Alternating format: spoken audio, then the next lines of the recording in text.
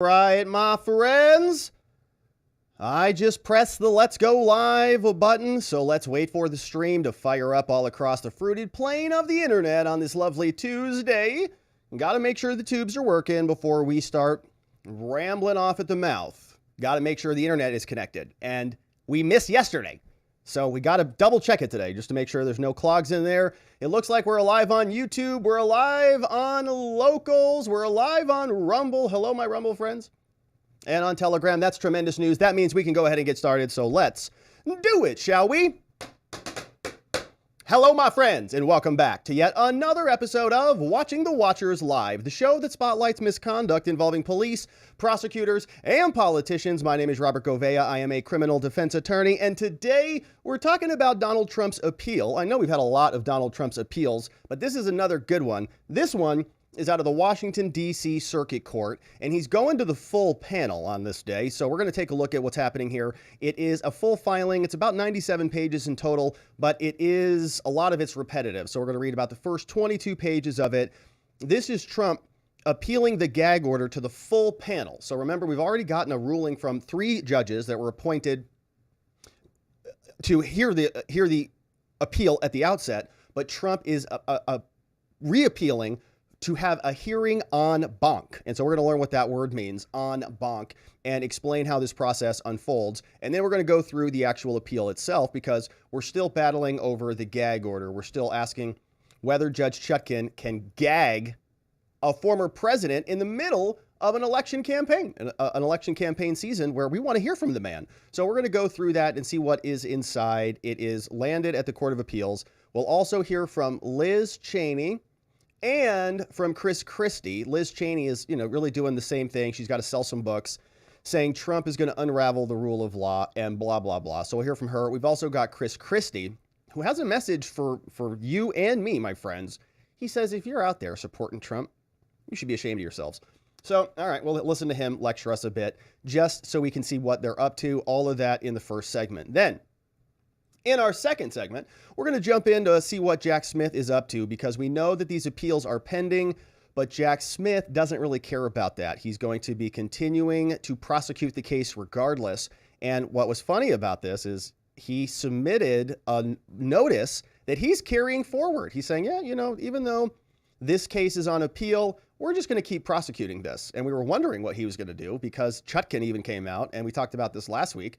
Chutkan came out and said, yeah, everything is stayed. Sorry, you can't continue your prosecution, because Trump is now focused on the appeal, right? You can't play 2 games at the same time. Like, you can't show up in a sports arena in 2 different locations. So Trump is in the Court of Appeals, but Jack Smith is still playing the game in the other district, in the lower level court. And he sent this notice over to Trump. He said, hey, by the way, here's some more discovery. And Trump's people are going, what? You can't give us more discovery. And they sent a letter back saying, hey, dummies, we already told you, you don't have jurisdiction over this case anymore. There is no more discovery. There is no more notice. You can keep giving us these notices, but we're going to shove them right in the back of the closet and not look at them again. So we'll go through all that. Then we've got some rhetoric being really ratcheted up from these weirdos on the mainstream news. You may have been seeing a lot of this, but we're hearing Nazi, Hitler, all this crap all over the place. This is former Department of Homeland Security person. She says Trump is trying to incite. And we know this is going to happen, right? They're going to, as this gets closer to the election, man, they're going to be saying there's a lot more of this coming, and we should all be panicked. This guy on CNN says Trump is using rhetoric reminiscent of Adolf. And we've also got Jake Tapper, who says, yeah, literally, Trump sounds like him. Okay, like he's actually going back and reading some of the writings and comparing and contrasting the two. All right, so that's what's happening on the mainstream news. These people are weird. And then lastly, we're going to take a look at what is happening with Hunty Poo, because he returned to the White House and they kept him off the flight logs. Go figure. Isn't that fun? So he shows up here. Peter Doocy, I think, captured him. Oh, wait. That's weird. We get the manifests. We get the flight logs for all the helicopter ups and downs. And this is Hunter, who is now showing up, but he's not on the list. And so there were some questions about that. Are you guys trafficking Hunter because he's been indicted and he's embarrassing you? What's going on? We know over the weekend that Joe and Hunty Poo were shopping in Delaware, and apparently there was a somber anniversary that they were celebrating or something. But Karine got asked about this. Said, is it appropriate to keep him off the flight logs? Is it appropriate to be flying him around on taxpayer dollars? It's very expensive to give him shuttles everywhere he needs to go. Meanwhile, he's not even paying his taxes, okay? He's not even paying part of his bill. Okay, we're paying for that. And Joe posted this on the internet. He said, Republicans may not like it, but I'm going to make sure that the wealthy pay their fair share. He posted that on X over the weekend. You know what? Your son has been indicted for tax charges. How about you start with him? Make him pay his fair share before you give him plane rides on Air Force One. Then we're going to see what Democrats say about this. Man, this was a great montage by this guy on X called Western Lensman. This was great. About 3 minutes of Democrats saying that they want to that they want to punish anybody who snubs Congress. And we say, well, that's interesting because Hunter just snubbed Congress. And so we'll go through this. It's about 3 minutes. It's delicious because they're all saying that Hunter, man, he needs to be indicted like any minute now. This woman is, I think, another congressperson. She says that Hunter had a right to defy the subpoena, and we're wondering why the about face so quickly. And then we'll wrap it up with Jason Smith, who's going to detail the ongoing pattern, along with Jen Psaki, who has some good advice for Hunter, which is basically just shut up. What are you doing? Okay, just stop speaking. Okay, you're wrecking everything for our campaign. And so, as you can see, my friends, we have got a lot to get to today. I'm excited that you are here and with us. This morning, we had a great members-only stream. We talked about two different stories. Tucker Carlson slamming Nikki Haley for vice president, saying, I'm not even going to support Trump if Nikki Haley is on the ticket. We talked about that, played that clip. We also talked about this border disaster, man. It is every day getting worse. 12,000 at least was the number we saw this morning. I think it's up to 14,000 per day. Absolutely insane.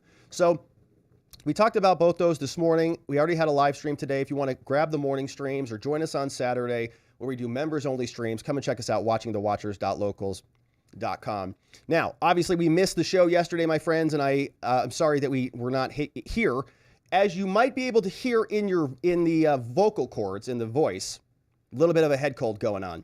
And so it hit on Saturday after our members only stream, and I was feeling it Sunday. Yesterday, I was in delirious land trying to figure out where I was. So I'm sorry that I missed the show. I absolutely hate missing it. I love hanging out with you guys, but that's the deal. So if we're going through this today and you notice brain power is at Karine Jean-Pierre levels, that's why. If you see me, Mitch McConnell, it's probably the Dayquil, not a stroke. So that's the update, but thanks for the lovely wishes and thanks for understanding. It's going around, man. A lot of people got it. But so we're back in business and we've got some business to attend to. Now, of course, before we get into it, we got to say thank you to our friends and the sponsors of today's episodes, our friends over at Private Internet Access. And we're going to say thank you to them and then get right to it, my friends. But Private Internet Access, do you have a VPN yet? Do you have a VPN yet? You should. Here's what it looks like. Am I wearing the same shirt? It's the same shirt. All right. It's important to stay protected on the internet, my friends, and Private Internet Access will help you do that. Private Internet Access is a VPN service that creates an encrypted tunnel for you when you browse the web so that people on the same network as you can't snoop in and see what you're doing. And that's awesome. But what I also love about a VPN is that it allows you to change your IP address to one of over 90 countries around the world. This lets you bypass geographic restrictions on certain websites like Netflix that will often limit movies or TV shows like one of my favorites, The Office, and they do that based on your region, meaning that when you change your region, you get access to additional content you might not otherwise see. PIA also gets you around website geo restrictions. For example, Canadians now can't access Facebook News and Google News due to the controversial BC18 bill, but with PIA, they can. And what I like most about Private Internet Access is that they are the world's most transparent VPN provider. With over 30 million downloads and a no logs policy means they never record or store user data. All this has been verified by a third-party audit from Deloitte and successfully defended in court in litigation. And now, Private Internet Access allows you to protect all your devices with just one subscription so you can protect your whole household in one go. Super simple. So let's get you a VPN from Private Internet Access. Go to www.piavpn.com/Robert and you'll get 83% off and 4 months free when you sign up for a 2-year plan. Be sure to use my link for a major discount on this initial offer, and my friends, we'll see you at piavpn.com/Robert. All right, my friends, thank you for supporting our sponsors. It really means a lot. And piavpn.com/Robert is the place to go. So Appreciate that, my friends. Now, also, we've got our website. If you want to get any PDFs, robertgovea.com is where you can get it. You can also sign up for our daily newsletter. And then the after party will be taking place today, watchingthewatchers.locals.com. All right. And so, without any further ado, let's get right into it. Donald Trump files another appeal to the Court of Appeals in the D.C. Circuit, this time asking for the full court to hear the case. It's involving the gag order. Chutkan has issued a gag order saying Trump is not allowed to speak, and we have a problem with that because we're in the middle of an election. We want to hear from him. And so he's already been rejected by the Court of Appeals. He's asked for the gag to go away so he can say whatever he wants about Jack Smith and all of the other reasonably foreseeable witnesses that are in the prosecution being brought by Jack Smith against him. But Trump appealed to a 3-judge panel at the D.C. Circuit, and now he's asking the full court, all of them, to hear it. And he's got to get permission for them to do that. So the judges are going to vote on this. They're going to basically say, well, did the 3 judges who already heard the case, did they cover it? If they covered it, then we don't need to hear it. The rest of us don't need to opine on it. But if they disagree with what the 3 judges did, then they will ultimately hear the appeal. And of course, no matter really what happens, I think Trump has the option to go to the Supreme Court, but he'd like to just get the Court of Appeals to rule in his favor and make Jack Smith do the appeal rather than Trump lose and then go to the Supreme Court. So they're battling ahead. We're going to learn what this word means, en banc, and this is describing the process for what happens. Here in federal courts, sometimes the appeals court will grant a rehearing, because we've already got a hearing on this one, to reconsider a decision from the court panel. That was only the 3 judges. We've already covered that one here. Cases in the United States are generally heard by 3-judge panels, randomly chosen, but if a party loses, then they may appeal for a rehearing en banc. Now, the majority of the active circuit judges, so in this case, the D.C. judges, they must agree to hear or rehear the case en banc. The federal rules say that en banc proceedings are disfavored, but they may be ordered to maintain uniformity of decisions within the circuit or if the issue is exceptionally important. And we're talking about an election 2024, and we're also talking about free speech and due process and the criminal proceedings. So we've got 2 major issues that are coming to a head. So now that we know what that means, let's take a look at the actual opinion. Trump appeals in the United States Court of Appeals for the District of Columbia. You see that they want oral arguments were heard on November 20th. And now they're asking for the full panel to reconsider the case. They say this is a petition for a rehearing en banc to request a stay of Chutkan's gag order. Signed by the usual suspects on Trump's team. We see our friends, we see the table of authorities and the glossary, and we get right down into the meat and potatoes. They tell us, this petition, Court of Appeals, presents a question of exceptional importance. Whether a district court, in this case Judge Chutkan, whether Chutkan may gag the core political speech of the leading candidate for president of the United States, disregarding the First Amendment rights of us, over 100 million American voters, just based on speculation about undefined possible future harms to the judicial process. Just made up stuff. Now, the Supreme Court has never allowed the government, never, to prohibit candidates from communicating information to voters during an election. Never happened in this country. Neither has the prosecution of a president. But guess what? The circuit court, the panel, the 3 judges, they did just that. Trump is not allowed to speak.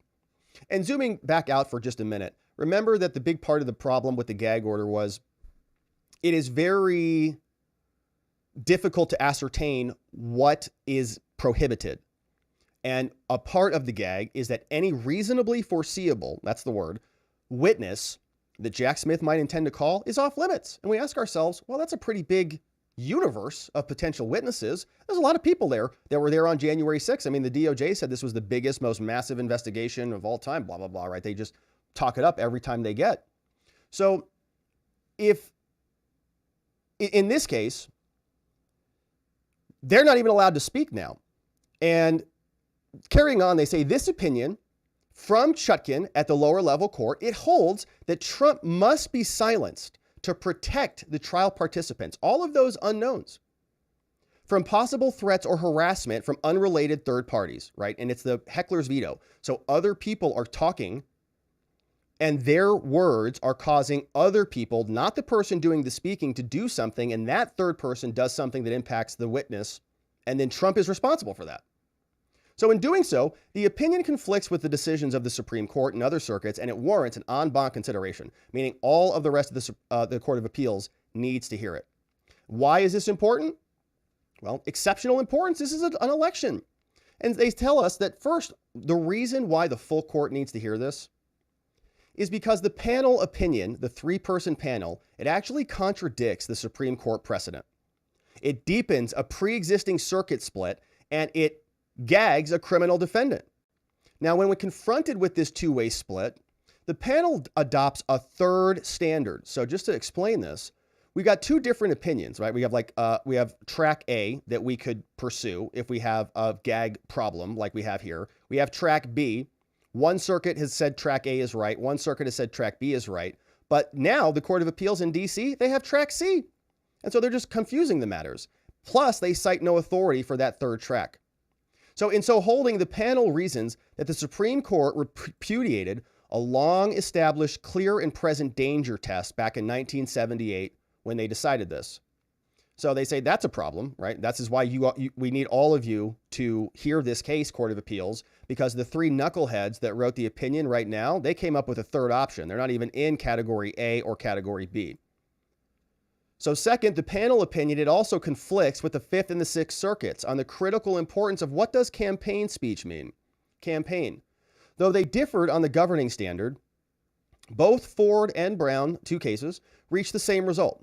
In both cases, the candidate defendant was given nearly, quote, absolute freedom to discuss his case during the pendency of the campaign. We looked at a case called Brown. Maximum freedom. Now, the panel opinion out of the Circuit Court, the Court of Appeals, by contrast, they authorize extensive restrictions on the core political speech of the leading candidate for president based on effectively non-existent evidentiary justifications.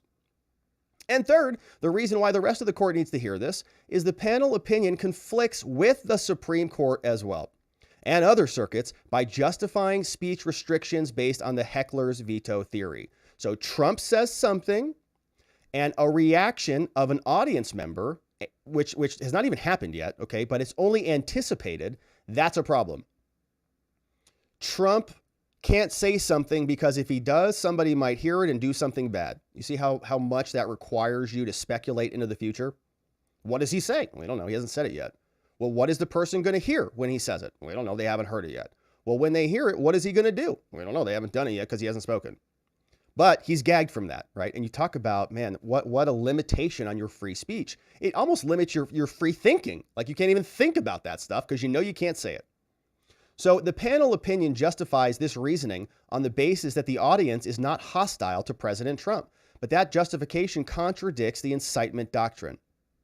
And fourth, the reason why the main court needs to hear it is the panel opinion conflicts with the Supreme Court precedent that requires a solidity of evidence to justify any limitations on speech. So if you're going to gag somebody, it cannot be just about Trump just shooting from the hip and you think that he says something and that something might cause something bad and therefore that's evidence. That's not evidence. And by the way, just to put a pin in this, remember that anytime somebody does something that's threatening or harassing, that's already a crime. Okay, so what they're doing is gagging Trump when, if he said something and somebody did something bad based on what he said, first of all, if Trump committed a crime, it would already be criminal because he would be inciting, okay, and he would be guilty under Brandenburg if he got charged with a crime for whatever they charged him with. But that's not happening here. And here, what we're seeing is he's just making regular campaign statements, and they say that somebody might possibly do something, and that alone is bad. Now, Trump might be prosecuted if he says something criminal, but if somebody else does something criminal based on what Trump said, so Trump says something and then that person becomes threatening or harassing, that person can be charged with a crime, and it happens all the time in this country, which is why I freak out every time Joe Biden says, text me on X. He posts his phone numbers, text me. I'm like, do not send him anything. Okay, because they'll charge you with that. They'll charge you, the Secret Service will show up at your door if you say something that's even borderline, right? So they have that capability, right? They already prosecute these things. They're already set up to stop this type of stuff throughout the entire federal government. But when Trump does it, Trump says something, they're going to turn around and say, gag, got to gag him. Because it's not about protecting anybody. It's about stopping Trump from speaking to his base, because every time he speaks to his base, he goes up in the polls. They keep winning. He keeps going up. So here they say the prosecution presented no evidence of any threats or harassment to any prosecutor or to potential witnesses or to court staff, the only people that were ultimately protected by the gag order. During the case months-long pendency, nothing happened. Likewise, Jack Smith presented no evidence that any prosecutor, whether potential witness or other, that they ever felt intimidated by Trump's speech. Nothing. Like, didn't present evidence, despite the prosecution's unique access to those persons. In other words, like, they could have brought Jack Smith or Molly or Thomas Wyndham. They could have brought some court clerk staff, okay? In the New York case, we got Areola's Engeron and his Greenfield. Okay, like Greenfield could have, for example, written an affidavit. I'm feeling threatened. I'm feeling harassed. Given it to Jack Smith. If she was Jack Smith's case, he could have gotten, Chutkan's GF or whatever. Who was there? Who's feeling threatened? They didn't provide any evidence. They just said that there were some bad statements. Now, finally, Trump's defense says the opinion warrants a full panel hearing because it overlooks and it misapprehends points of fact by mischaracterizing the context of Trump's public statements. It overlooks and it misapprehends numerous points of law, as they'll detail for us. Now, they say on December 13th, the district court stayed the proceedings pending the outcome of Trump's appeal. But the district court, however, said that even though everything else has been stayed, Chutkan is going to enforce the gag. All right, so Trump really wants out of that as well, saying, hey, everything else has been stayed, by the way, stay this one also. Saying, here's the argument. Now, the panel opinion, the three judges, it conflicts with the other rulings. The Supreme Court, Fifth Circuit, Sixth Circuit, there's a standard for gagging a criminal defendant's speech. For example, the Sixth Circuit held that gagging a criminal defendant's speech, in this case, you could read this word as Trump, it requires a showing of a clear and present danger. So if Trump is going to be gagged in January 6th, clear and present danger is necessary. In Brown, similarly, considering a gag order, the Fifth Circuit came to the opposite conclusion. Okay, so we have a split here. It said, no, clear and present danger is not what we're looking for.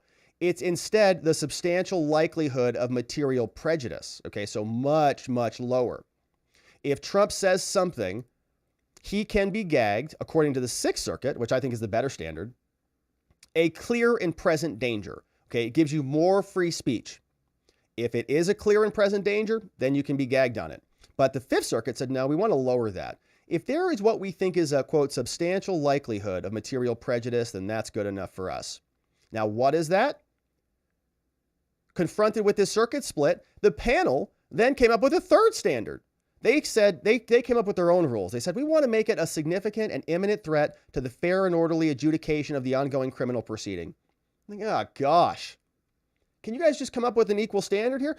Like, you see how much wiggle room there is in all of this? A significant and imminent threat and a fair and orderly adjudication of the ongoing criminal proceeding. Well, like, my opinion of orderly is very different than Chutkan's. Imminent threat and significant, okay, is a different word. We're going to have different word choices there. Now, the opinion, the panel, out of the Court of Appeals, out of the D.C. Circuit, they cited no authority for this test. Okay, they just pulled it out of their derriere. The panel opinion rejected the clear and present danger standard. They said, no, that standard's wrong, so we're not using that one. But it also said that a significant and imminent threat reflects more demanding scrutiny than the substantial likelihood test. Okay, that's like, what is that? A substantial likelihood? What kind of a garbage standard is that? There's a substantial likelihood that a lot of things happen. Doesn't mean you gag somebody's free speech over it. We need a much safer protection for free speech. Jack Smith, a substantial likelihood that Trump's going to say something that offends somebody. Yeah, that's true. It's Trump. So it needs to be, in my opinion, something much more strict, right? Clear and present danger sounds right. But the panel's opinion standard, it falls somewhere between the two. Sixth Circuit was hard on one side, Fifth Circuit's hard on the other. They're kind of splitting it. Now, because a panel plainly envisions that the three standards, they materially differ, they create a three-way circuit split. Nice job, guys. And so the panel opinion also holds that the clear and present danger test has no legal mooring, and so they're not going to use that one. Now, they continue saying it's also conflicting not only on the standard. Okay, so we know that the one standard is a lot more exacting, a lot more difficult to meet than the others, but they also disagree about the importance of campaign speech. So a couple different prongs on this one. Similarly, we have problems with the campaign speech standard. The panel opinion permits significant restrictions on core political speech of a defendant who is a political candidate. But by contrast, different from what the Court of Appeals has done, in these other cases, Ford and Brown, the defendant candidate was given virtually unfettered discretion to speak publicly. So even though they disagreed on the standard, they gave the defendant who was running for office a lot of leeway. They say in the Ford case, for example, the Sixth Circuit gave Congressman Ford unfettered latitude to speak about his prosecution. They said that the defendant, a Democrat, is entitled to attack the alleged political motives of a Republican that's persecuting him because of his political views. That's the Ford case. That's right. You should be able to speak about that. The Democrats should be able, if Republicans are prosecuting Democrats, absolutely, they should be able to speak about that. Just like Republicans should be able to do now. The court reasoned Ford is going to be up for re-election soon, and his opponent will attack him as an indicted felon. Sounds like deja vu, doesn't it? He'll be unable to respond in kind if the order remains in place, and he'll be unable to inform his constituents of his point of view. Yeah, because that's like a sane opinion. That's what we want. Chutkan says Trump's constituents are just MAGA insurrectionists. Who cares what they want? Now, likewise in Brown, which is in a competing circuit, the district court also which was the less scrutinous standard, by the way. So like the easier standard to meet, even they lifted it. They temporarily lifted the gag order to avoid interfering with the re-election campaign. The courts don't want to interfere with other people, but they'll happily do it with Trump. Now, the district court made special allowances, and citing this decision, they said that a candidate for the benefit of the electorate, that's us, as well as himself, they have absolute freedom to discuss his qualifications. Now, though they disagree on the legal standard, they closely aligned in the outcome. Okay, the standard was met in both of them. Virtually absolute freedom to a candidate defendant as he's running. Now, indeed, the gag order has been criticized. Chutkan's gag has been criticized across the political spectrum for interfering with voters and their ability to hear from the leading presidential candidate. Muzzling him is going to disenfranchise tens of millions of Americans who want to vote for him and who want to hear about one of the key issues in this case, in this entire election, which is the weaponization of the DOJ, which is the political prosecution by Joe Biden of his political enemies. We need to hear from the person who is the best witness in the whole country to speak on it. That's Donald Trump.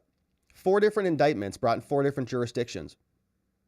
There's nobody else, literally, that can speak with the authority that Trump has. And they're trying to gag him so that he cannot do that. So in stark contrast, the panel opinion here treats the fact that Trump is the leading candidate as virtually insignificant, right? The other courts, the Sixth Circuit, the Fifth Circuit, they said, well, the voters really matter, you know. Not only is free speech Trump's rights, but it's the right of voters in the primary and the general elections to hear from him. And the court should permit voters access to his statements so we, the American people, can exercise our First Amendment rights to receive information from our political candidates. Now, the panel's opinion notes the crucial importance of campaign speech, but when it actually analyzes the question about campaign speech, it explicitly declines to give the presence of campaign speech any weight, treating it instead as a political speech generally. That's all, not a campaign. Not that important. Now, this analysis contradicts the Supreme Court precedent, and it instructs that the First Amendment has its fullest and most urgent application precisely when we're talking about campaigns for office. But the panel, even though it cites this principle, it cites it like they reference it, it disregards it in the analysis. So you got 2 prongs. What is the standard? And then what is the type of speech? And you measure the type of speech against the standards. Now, the panel in DC, they disregarded the campaign speech doctrine. They just got rid of that whole second prong. Well, we don't really need to analyze it. The panel said in a footnote, they said, quote, at oral argument, Mr. Trump stated that his position would be the same even if there was no political campaign underway, as he would still be engaged in political speech. And so, given that position, we focus only on protection of political speech generally. And so they're basically saying that Trump's defense waived that or something. Not true. At oral argument, Trump's counsel stated that if there were no campaign, our position would be that it's still unconstitutional, but that the campaign adds a very powerful reason why it is unconstitutional. They described campaign speech as the crown jewel of the arguments favoring reversal, while also emphasizing several independently sufficient grounds for a reversal of the gag. Now, Trump did not waive his reliance on the campaign speech doctrine by describing it as his most powerful and compelling argument. See what the court did? He just kind of waived it. No, he didn't. It's his number one argument. But they said, well, because you said it's going to be the same regardless, we can just kind of delete that. Now, President Trump's assertion of, quote, alternative grounds, meaning if you find that that's bad, it's still free speech, does not negate the Supreme Court's instruction that this is the most urgent application of free speech when we talk about campaigns. Now, continuing. Similarly, they also neglected to consider this all a heckler's veto. Said the panel's opinion relies heavily on the audience's anticipated, quote, reaction to President Trump's speech, specifically the concern that President Trump's speech might lead to unidentified third parties, random speculative people that nobody's identified. They might threaten or harass the trial participants, which is already illegal. You can't do that. So if that happened, they could just prosecute those people. Now, this justification contradicts the case law of the Supreme Court. Under the First Amendment, public speakers are not chargeable with the danger that their audiences might react with disorder or violence. Why? Because we want to incentivize the people who do the violent thing to not do the violent thing. So if you blame the speaker, okay, so if Trump comes out and he's the person responsible for the disorder or for the violence, then the people who committed the disorder or the violence, they're immune? They're exonerated? In other words, you can take away their criminal liability and reassign it to Trump. That's insane. We want people, as a matter of public policy, to be responsible for their own misconduct, not blame. No, he made me do it. Okay. Remember when you're 8 years old, right? And your mom bust you for something, you did something with that explosive. You lit something on fire you shouldn't have done. And you say, well, he made me do it. He told me to. Your mom says, I don't care. Is he in charge of you? Are you your own person? If he told you to jump off a bridge, would you do that? My mom said, if he told you to jump off a cliff, would you do that? Love you, Mom, right? You know how many times I heard that growing up? Would you jump off a cliff? No. So it's the same thing, right? They can't figure this out. If a person speaks, it's the person who does the thing that's responsible, not the speaker. Now, the panel opinion distinguishes these cases on the grounds that they involve speech that might, quote, offend a hostile mob. So, like, they use that word. That's free speech now? Being offensive? Now, here the panel is concerned. They said that, quote, that Trump's, quote, Trump's followers will act minaciously in response to his words. And under Supreme Court precedent, however, this distinction makes no difference. Speech cannot be prohibited based solely on an audience's reaction, regardless of whether that reaction is hostile to the speaker or hostile to those the speaker criticizes. The government may not tie censorship to the reaction of the speaker's audience. Here, the incitement doctrine forecloses the Court of Appeals analysis. Unless speech qualifies as incitement to imminent lawless action, which is that Brandenburg standard again, which President Trump's speech does not. He's not telling anybody to go do anything like that. It cannot be prohibited on the ground that it might lead some third party to misbehave. Such a restriction is violating of the Constitution. It impermissibly intrudes upon the freedoms guaranteed under the First Amendment, and the Supreme Court treats this rule as categorical. But the panel disregards it. The Court of Appeals just said, not that important. So in so holding, the panel opinion sets an especially dangerous precedent in the current age. Third-party heckling by random listeners is an all too frequent feature of online discourse. Speech by any high-profile public figure on any controversial issue is followed by abusive comments from unrelated parties all the time, which can speedily be characterized as harassment or threats by those who want to silence the viewpoints. Now, the panel's opinion from the Court of Appeals provides a sleeper justification for silencing enormous quantities of core political speech on matters of utmost public importance. Indeed, it is this exactly what happened here. The panel silences Trump because it anticipates that some tiny minority of over 100 million listeners over whom he has no control might heckle others and in response to his core political speech. And if you just think about just this as a percentage, if there's 100 million people, probably a lot more than that, you just run the percentages on that. Okay, like what is 1% of that? What is 1/10 of 1% of that? It's still a lot of people, whatever those numbers are. And if that one person does something, which they may or may not do, just because it's just entropy, basically, it's just chaos in the world, they're going to blame Trump for that, and he can't speak. And that means that all 99.999999 million of the rest of his listeners can't get to hear him because of a couple people. That's the standard that we want in America? Obviously not, because that would allow the government to prohibit speech wherever they want based on whatever they make up. Now, the panel also forgets about the solidity of evidence. Okay, they don't have any evidence. The Supreme Court has emphasized the importance of evidence and a burden for restricting pretrial speech. They told us that we need a solidity of evidence to justify it. They say to justify a prior restraint, the substantive evil that the person is speaking, it must be extremely serious and to the degree of imminence extremely high before utterances can be punished. And a solidity of evidence is necessary to make the requisite showing of imminence. Like, that is a tough standard, man. And that's a 1947 case. The danger must not be remote or even probable. It must be immediately in peril. Has Trump said anything quite like that? Not to my knowledge. Of course not. Now, the panel's opinion justification falls short of this. The prosecution produced no evidence of any threats or any harassment received by any court staffer, any potential witness or prosecutor in this case. Okay, they might have got some stuff over from Areola Engeron, but not in D.C. Instead, the panel relies heavily on supposed threats that occurred nearly 3 years ago, before the indictment even dropped. Now, in less stringent context, the court rejects that attempt, and the panel erred by disregarding this guidance.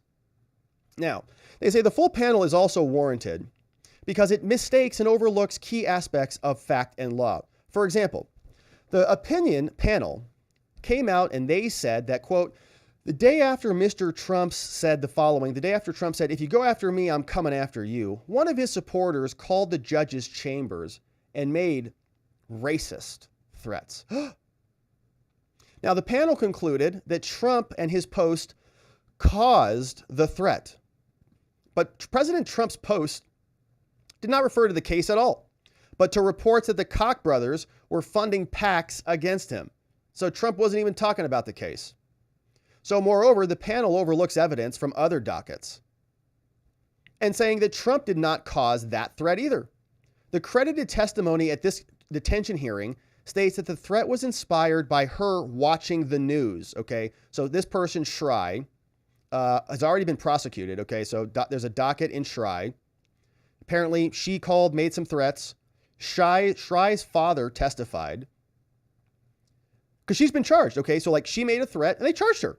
Okay, there you go. End of the story.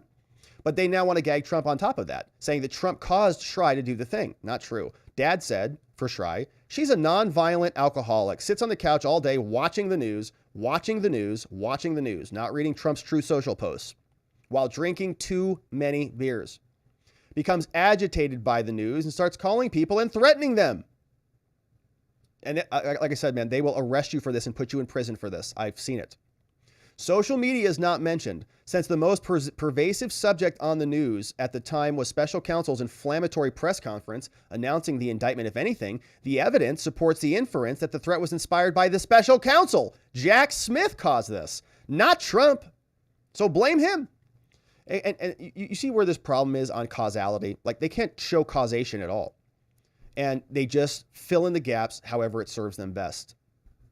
They say the panel also states that President Trump's social media post accused Pence of, quote, going to the dark side and making up stories about J6.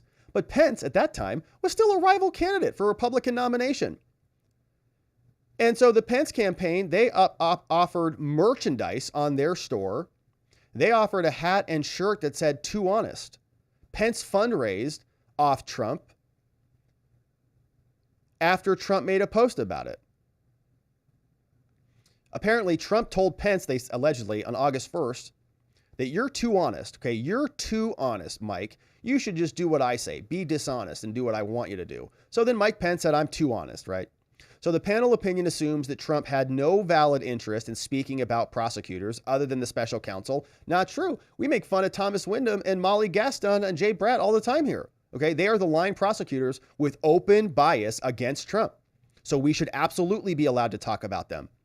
Of course, you can't talk about the prosecutors, the people who are doing the things. This overlooks that one of the prosecutors raised concerns about undue political influence by meeting at the White House, where they were discussing what constitutes core political speech. And the opinion assumes that Trump has no valid interest in speaking about the special counsel's family member. Why not? This overlooks the fact that the special counsel's wife, Jack Smith, has close ties to the Obama family, which raises concerns of political bias that constitute core political speech. So if he wants to rag on highlighter Molly, if he wants to rag on Miss Deranged Thug, that's fine. Now, as these examples, many others demonstrate, the First Amendment injuries are not allayed by the panel's opinion and their attempt to narrow the scope of Chutkan's Gag. Okay, they know Chutkan's Gag is bad, and so they're like, can we save this thing? Can we salvage this in some way? The order is modified, that they modified, it still suppresses large quantities of core political speech that are relevant in a presidential campaign. Among other things, it silences the leading candidate from making specific comments on the, quote, potential participation of, quote, reasonably foreseeable witnesses. I don't know who that is. Reasonably foreseeable? Does that mean everybody from the January 6th Select Committee hearings? Like every single person? Does that mean every single person who was there counting votes that day? Every congressman, Mike Pence, Liz Cheney, all these people? Where the reasonably foreseeable witnesses comprise major public figures who are on the media all day attacking President Trump. You got Pence, you got Barr, and similar figures. Now, for its other restrictions, the order imposes a mens rea requirement. So a mindset, a mental state, okay? But the panel opinion then ominously suggests that virtually all statements that result in third-party heckling will satisfy the mens rea requirement. So in criminal law, we often will break up crimes into two components, a mens rea and an actus reus. You need a guilty mind. So what is your intention? What is happening in your mind? Are you acting with intention? Are you acting with negligence? Are you acting recklessly? You know, do you intend to wake up and murder that person? Then you have an intentional mindset. You also have an action. And so what they're saying is the action would be the murder. Okay, then you actually go and shoot the person. So you got the two components. But they're saying here, Trump, that any third party, basically that anything is going to meet the mens rea requirement. If it results in an action, they're going to presume that Trump has the guilty mind that his statement was made to go and cause the people to do the thing. So both the gag order and its continued chilling effect, they say, are unconstitutional. And we get to the conclusion. They tell us this petition for panel rehearing or en banc consideration should be granted. And the court should enter an administrative stay of the gag order pending consideration of this petition. And we hope that they do. Now, they may not. And if they don't, then the next stop will be the Supreme Court of the United States. If they do grant it and they actually hear the full case and they rule in Trump's favor, then we'll see Jack Smith appeal this one to the Supreme Court to try to reimpose the gag. I have no doubt about that. So this is what Trump has submitted. The rest of the document, which is available at robertgovea.com if you want to access it, is just addendum stuff and stuff we've already covered here. So you can certainly check that out. But people like Liz Cheney, okay, who have been actively anti-Trump for a long time, are saying that Trump is going to unravel the rule of law. Is Trump allowed to comment about her? Is he allowed to say anything about her? I have no idea, because we don't have a witness list and we don't know who's on it. Is she reasonably foreseeable? I would argue that she might be a witness just based on the fact that evidence is missing, right? That we've got missing records that Trump wants to review, and her committee was in possession of them. So she's a witness to the gathering of evidence in this case, almost like a police officer would be. So this is Liz Cheney, and she is now speaking out on TV. Don't know if Trump can respond to her because he's still been gagged. You're fearful of a second Trump presidency. I am. I think that, we know what he will do. He's already done it. We saw what he did after the 2020 election, obviously what he did to try to seize power in 2020, and of course on January 6th. And he tells us every day. And if you look at the steps that he would have to take in terms of simply refusing to enforce court orders or comply with court orders with which he disagrees, putting people in key positions, as Attorney General, for example, or as head of OLC, unethical lawyers who would help him, frankly, blow through many of the guardrails of our Constitution. I think it's a very real concern. It's unbelievable. She just listed everything that they're doing, like install people like Jack Smith to prosecute political enemies, install people like Merrick Garland to cover up from your crackhead son, and so on and so forth. It's everything that they're doing. Trump has the absolute right to appoint his attorney general when he wins back the White House. And I hope he does. And I hope he goes and investigates all of this election interference, all of this obstruction of justice, all of this malicious prosecution that was brought by Liz Cheney. And so she goes on Fox, which is pretty amazing that she's there, and says everything that the Democrats are doing. Concern that he would take steps very quickly that would unravel the rule of law. You're fearful of a... Amazing. So that's Liz Cheney. And we also have a similar type of story from Christie lecturing all of us. You should be ashamed. How dare you not vote for me? This is Chris and what he has to say. Now, my question again is, can Trump comment on this guy? Probably could blast him, right? He could comment on him because he has nothing to do with January 6th. But here is what he said. He said, those who support him, those who are enabling him should be ashamed of themselves. Here's Chris. He's disgusting. And what he's doing is dog whistling to Americans who feel absolutely under stress and strain from the economy and from the conflicts around the world. And he's dog whistling it to blame it on people from areas that don't look like us. And look, Jake, the other problem with this is the Republicans who are saying this is okay. Almost 100 members of Congress who've endorsed him. Nikki Haley, who this week said he is fit to be president. You're telling me that someone who says that immigrants are poisoning the blood of this country, someone who says Vladimir Putin is a character witness, is fit to be president of the United States, was the right president at the right time? Nikki Haley should be ashamed of herself. And she's part of the problem because she's enabling him. She's enabling him by saying to people, it's okay. Let me be really clear. I'm in this race to let people know it's not okay. It's not okay for an American president to be saying these things. And she should be ashamed of herself. All right, so that's Christie giving us the nice lecture. And Liz Cheney's out there, and a lot of other people are talking garbage against Trump. And he can't really say much about it until we get some clarity on the gag. Now, of course, we'll be here continuing to cover this, my friends. We'll see what the Court of Appeals does, whether they grant a hearing. If they don't, it'll go up to the Supreme Court. I have no doubt about it. We'll be here to cover that. Thanks for checking out robertgovea.com, by the way. We got our new merch store up. And so if you want to grab the new Hillary Clinton sandals, flip-flopping Hillary, if you want to grab the new Joe Biden sandals, flip-flopping Joe Biden, they're over there at robertgovea.com/shop. And we love it if you checked it out. And we'll look forward to seeing you over there and back here on the next one. All right, my friends. Now, let's turn our attention over to Jack Smith and see what he's up to, because this was a nice little admission from CNN. And let's get right to it. Jack Smith wants Donald Trump convicted before the 2024 election. We've long known that, but now CNN is admitting it. And they said so with this guy on the air. Elie Honig explains that what we've already known, they need that conviction because Trump keeps rising in the polls every day. They keep wondering what's happening to Joe, and the indictments and the criminal prosecutions haven't done it. So what is left? The conviction. Now, Jack Smith is moving forward pretty aggressively. We know that the case has been on appeal, which stays and stalls all the deadlines and gives Trump the opportunity to pursue the case on appeal. But Jack Smith submitted a notice to Trump saying, we're keeping this train on the tracks. We're still moving forward. Trump's defense was not happy about it. And they wrote a letter back saying, how dare you? We'll go through that. We'll hear how the media is really ratcheting up the rhetoric, saying that Trump is like a Nazi and that he sounds like Adolf.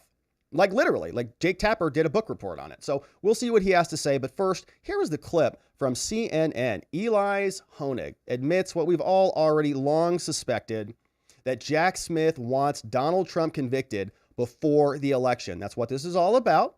That's why they saved the charges. That's why they dropped 4 of them like little chess pieces around the board: New York, Florida, Georgia, and DC. And they're doing the same thing with the J6ers, going after them. They're going after alternative electors in various different states. We're going to see more indictments there. It's all an orchestrated political attack. And now CNN is admitting it. Agree with me that Smith and Judge Chutkan are acting based on the election schedule. I do agree with you, Michael, and I think any fair-minded observer has to agree with that as well. Just look at Jack Smith's conduct in this case. The motivating principle behind every procedural request he's made has been speed, has been getting this trial in before the election. Let's take a couple examples. All true. The trial date. The average federal conspiracy and fraud trial takes about 1.5 to 2 years between indictment and trial. In this case, we have dozens, hundreds of January 6 rioters caught on video, straightforward cases. They, too, were given about 1.5 to 2 years between indictment and trial. Yeah. Jack Smith originally requested a trial date for Donald Trump, a far more complex case, 5 months out. He wanted a January trial. It was set for 2 months later. So Donald Trump is being given far less time to prepare than other defendants. And the actions this week, Jack Smith. Look at this guy's face right here, man. He's like, what? And he's right, because there are 13 million pages of documents that are in Trump's defense that he has not even been able to review yet. Won an argument on immunity in the district court and then went right to the Supreme Court. I think a right move. I think the smart move. The only reason you ask the Supreme Court to do that on an expedited basis is if you're racing against the clock. And Jack Smith clearly is doing that here. Obviously. Okay, I referred to the election as the Voldemort of the petition that he filed. Why not say that? Why not simply say there's an election on the horizon and I'm afraid this guy's going to get away? I've not seen Harry Potter, so I don't know what that means. Is that a Harry Potter reference? You will never hear either Jack Smith or Judge Chutkan utter the E word, election. They will not specifically say it. Instead, they use this sort of euphemistic language about the need for resolution, that kind of thing. Here's why I think Jack Smith is not willing to do it. 2 reasons. First of all, DOJ rules, unwritten and written, both say you are not supposed to do anything that could impact an election. In fact, you are supposed to affirmatively try not to take steps that might impact an election. And the second thing, and I think... And we saw them talk about that back during Hunter, okay? When they were not going to prosecute Hunter, the DOJ, well, we're getting close to an election. And they kept kicking it down the road until they got into election season. And then after election season, when they didn't do anything, they said, well, it's too close to an election because we have a contested election. And so we still can't prosecute anything because it's still contested. So they use the rules when it serves them, and then they just ignore them when it doesn't. Jack Smith is right about this, is if he is to say, okay, Judge, we really need to try this case before the election, Donald Trump is going to seize on that aggressively. He's going to say, see, folks, when I tell you this is political, Jack Smith has now admitted that he wants me tried before the election, and that's political. So I think he's very wary of that. Yeah. Okay, so then evaluate we agree. We agree that he is acting, Judge Chutkan is acting with an eye toward the election calendar. Now I want to hear Elie Honig assess the propriety of him doing exactly what he's doing. Because on one hand, you could say, well, he's being political. On the other hand, I guess you would say, Elie, like you probably back in the day, he's an aggressive prosecutor. He's worked the case up. He wants to get before a jury. What's happening right now on CNN? I don't like the artifice here. I don't like the game playing, the wordsmanship that we're seeing. I think Jack Smith ought to just come out and say it or not. Here's the arguments both ways. First of all, if Jack Smith is trying to get this case tried before the election, and he clearly is, look, that is political. I mean, the counter argument would be, well, Jack Smith just wants the American voters to have resolution before they go to the ballot box. BS. And I understand that. As a voter, I would like to know. But here's the problem with that argument, Michael. Jack Smith doesn't just want to get this trial done and let the chips fall where they may and let the consequences be what they can be. He's the prosecutor. He believes this case. He wants this case to result in conviction. And so his position isn't just, well, I want this case tried before the election. His position really, as a practical matter, is I want Donald Trump convicted before the election. I have no problem with the first part of that. It's his job to want and try to convict Donald Trump now that he's indicted. But the second part of that, before the election, that's where it crosses the line to the political, in my view. Yeah, it does cross the line. And my question to him would be, do you think this is an ethical thing to do? You're a former prosecutor, right? I don't know if he is or not. Maybe he is. I'm shocked by this analysis, actually. It's like what we've been saying here for months. Now CNN is saying it to their viewers. Like, what? And he's dead right about that. It is political. Jack Smith is scrambling around to try to get this thing shoved through. He waited and charged it when he did so he could ask for the trial when he did. He thought he'd get it all anchored in there. Trump took this away from them with the very brilliant sequence of appeals that we saw. And now they're scrambling and they're panicked. And Jack Smith should have indicted him sooner, honestly. And then they could have had a trial sooner. But he's trying to thread the needle, right? And he got it. He got the trial date right when he wanted it, man. He got it anchored in there, but then they took it away from Chutkan, and Chutkan is not happy about that. So Jack Smith is going to try to keep things on the track.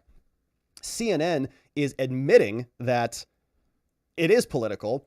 But now let me share with you what is happening. So this is the notice from Jack Smith's office. So for context, remember, Trump is appealing the January 6th case. We've covered all of these motions. If you haven't seen those, they were excellent. Trump filing his appeal, basically telling Chutkan that you're done. Okay, we're taking this case away from you. By filing the appeal, you cannot have any deadlines. You cannot require us to do discovery. We're not doing interviews. We're not considering subpoenas. It's done. And Jack Smith is saying, not really. Okay, can we please keep going? Here's what Jack Smith sent over to Chutkan's courtroom, even though the case is on pause. This is in the District Court for Columbia, D.C. This is Chutkan's courtroom. It's a one-pager. This is the government from Thomas Wyndham, subsigned by Molly. These guys say, okay, here's the government's notice of service, like they're still doing stuff, just letting the court know we're doing stuff. We're saying, what? No, you're not. They say, Jack Smith's people say, the court has determined that the deadlines in the pretrial order, okay, everything's on hold, are, quote, held in abeyance. They said, quote, but nonetheless, to help ensure that trial proceeds promptly if and when the mandate returns, the government today provided Trump with the government's draft exhibit list. And Trump's going, I don't give a crap what you sent to me. I'm not looking at it at all. And here they say the parties shall exchange list of exhibits that they intend to use by December 18, 2023. So electronic court filing entry number 39. So the government is saying, Judge, you told us at docket number 39 that you wanted our witness list by December 18th. And so today is December 19th. And the day before, on December 18th, we filed our draft notice. And Trump's sitting here going, huh? What are you sending me this stuff for, okay? As you know, everything is held in abeyance, so I don't want this useless draft exhibit witness list. I'm not even going to read it. But the point is, okay, Jack Smith's team they're still going. The court ordered that everything is held in abeyance, which means the December 18th date. They know that. They put it right here in their motion. If it's held in abeyance, then why are they still providing and complying with the deadlines? Seems like they're still not in abeyance. They're actually prosecuting the case. So Trump's defense said, oh, that's nice. Thanks for sending that over. We don't care. Here's their response to the notice of service. They submitted 2 filings. They say, guess what, Judge Chutkan? 2 pagers plus a letter. They say, hey, here, Chutkan, Trump respectfully submits this response to the government's discovery notice. Wow, this is great. They say Trump respectfully submits this response to the prosecution's notice, which it filed in violation of the court's explicit order, quote, staying any further proceedings that would move this case towards trial or impose additional burdens of litigation on Trump. Why are they violating your orders, Judge? That's not what you ordered. You said, don't give us any burdens of litigation. If I have to read a draft exhibit list from Molly that's filled with highlights, are you kidding me? Talk about a burden. I'm not going to want to do that. So they say over the last 2 days, Jack Smith and the prosecution has improperly and unlawfully attempted to advance this case by serving thousands of pages of additional discovery, as well as a purported, quote, draft exhibit list. Now, these actions, the prosecution even admits, are calculated to, quote, help ensure that a potential trial proceeds promptly if and when the mandate returns.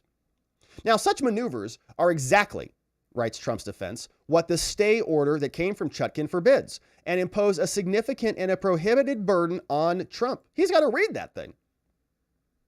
Now, as the court has recognized, this case may not proceed in absentia, in Trump's absence, but rather it must stop.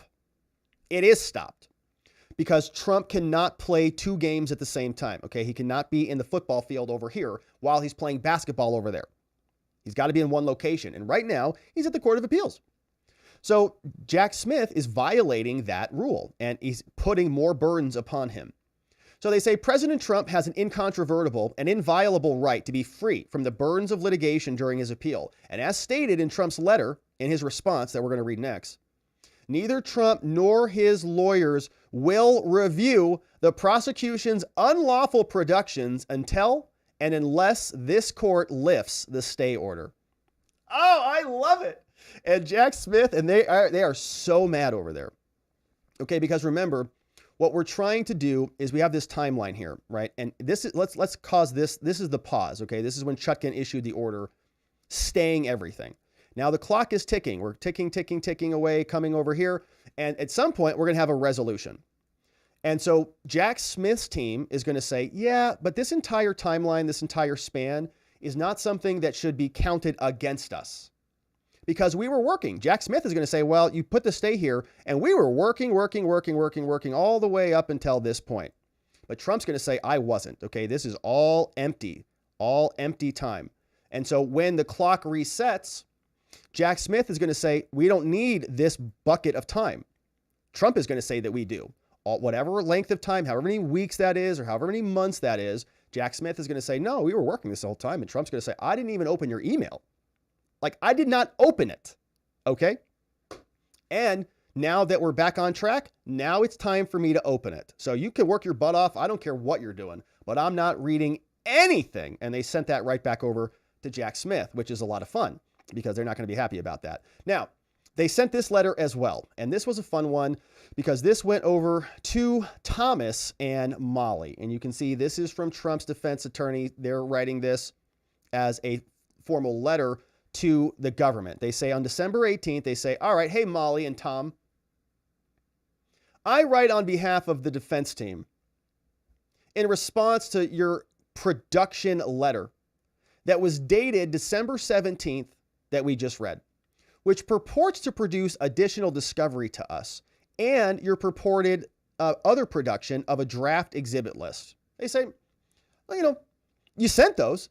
But just so you know, both of these productions actually violate the court order.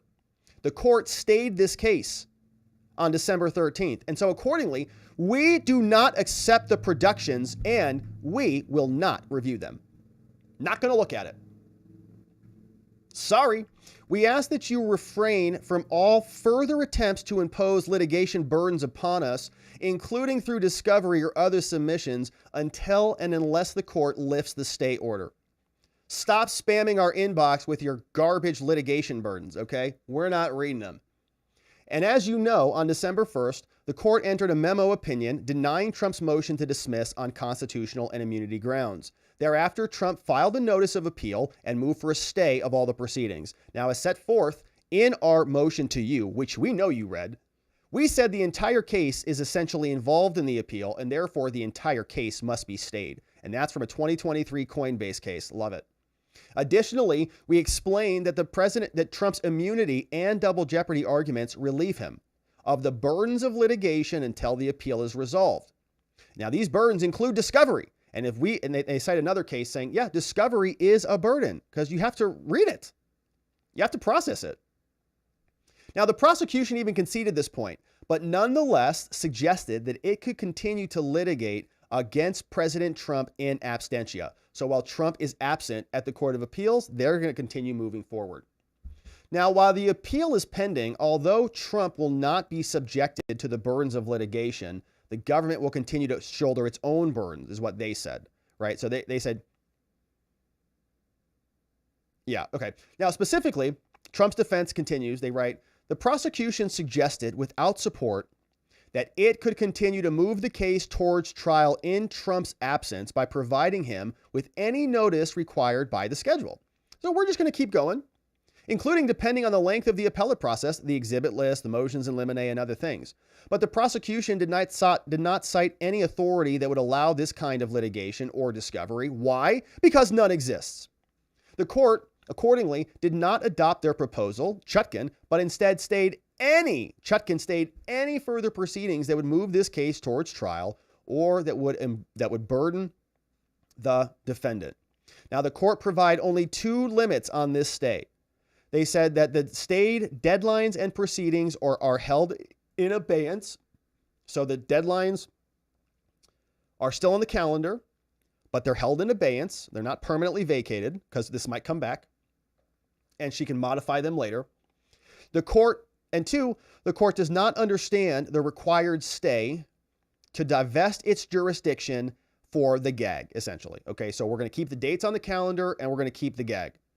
But in reaching these conclusions, the court, Chutkan, specifically distinguished between the above categories, which it held do not advance the case towards trial or impose any burdens of litigation beyond what is already happening here, and said specifically that discovery does impose burdens. And so, thus, there is no question, Molly, that your present discovery and draft exhibit list productions and any future productions violate the order in this case.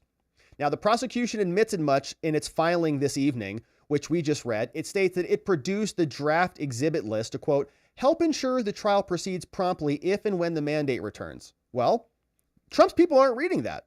So that's not true. Both the stay order and the binding precedent forbid these unlawful actions, but they don't care. They're Jack Smith.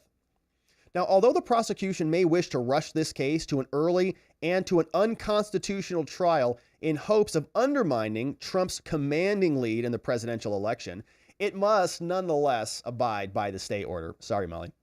Now, as such, we will not accept and we're not going to review the present production. It's going to sit there unread, or any additional productions unless and until the court lifts this order. If the prosecution continues to violate this order, we're going to seek appropriate relief. Nice try. And finally, Molly, we note that based on the production letter, the prosecution possessed at least some of the identified materials before filing the indictment. And to the extent the prosecution withheld such materials for strategic or other improper purposes, we will address this issue with the court in the event the stay order is one day lifted. Interesting. So they actually did look at the production letter, and they said some of those materials you should have given us earlier. But we'll deal with that later when we actually look into it. Your friend, John Lauro. Amazing. So they're not even reading it. Molly's working really hard, and she's very skilled with those highlighters, and she had everything organized and probably tabbed out and binded out. He's like, here's what I'm going to do with it. Right in the garbage. Thanks. Send it again when the trial's back on. President Trump does not concede that even these carve-outs would be appropriate, and we'll address those issues as well. So Trump's people telling the government, we're not even reading your emails. Stop sending them, okay, idiots? This case is on appeal. Leave us alone. But you can see Trump was right. Okay, they're saying that they are freaked out. They don't know what to do about this because Trump keeps emerging, pulling away in the polls, and they're panicked.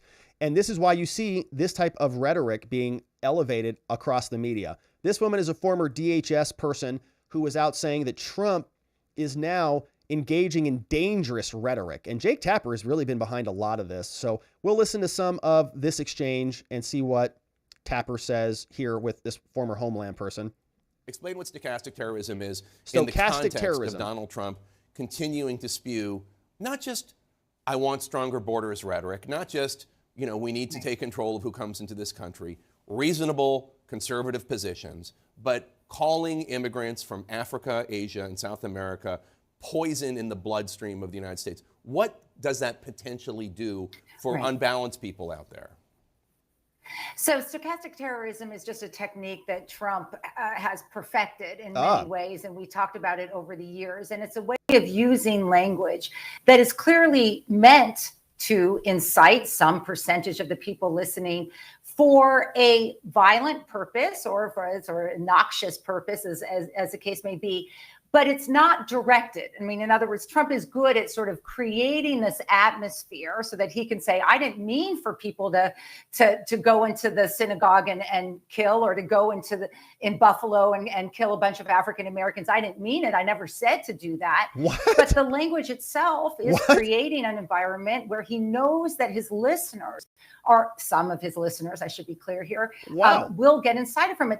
But let's just be clear. That's why he's doing it. I mean, we can no longer say that Trump is doing this as a means to an end.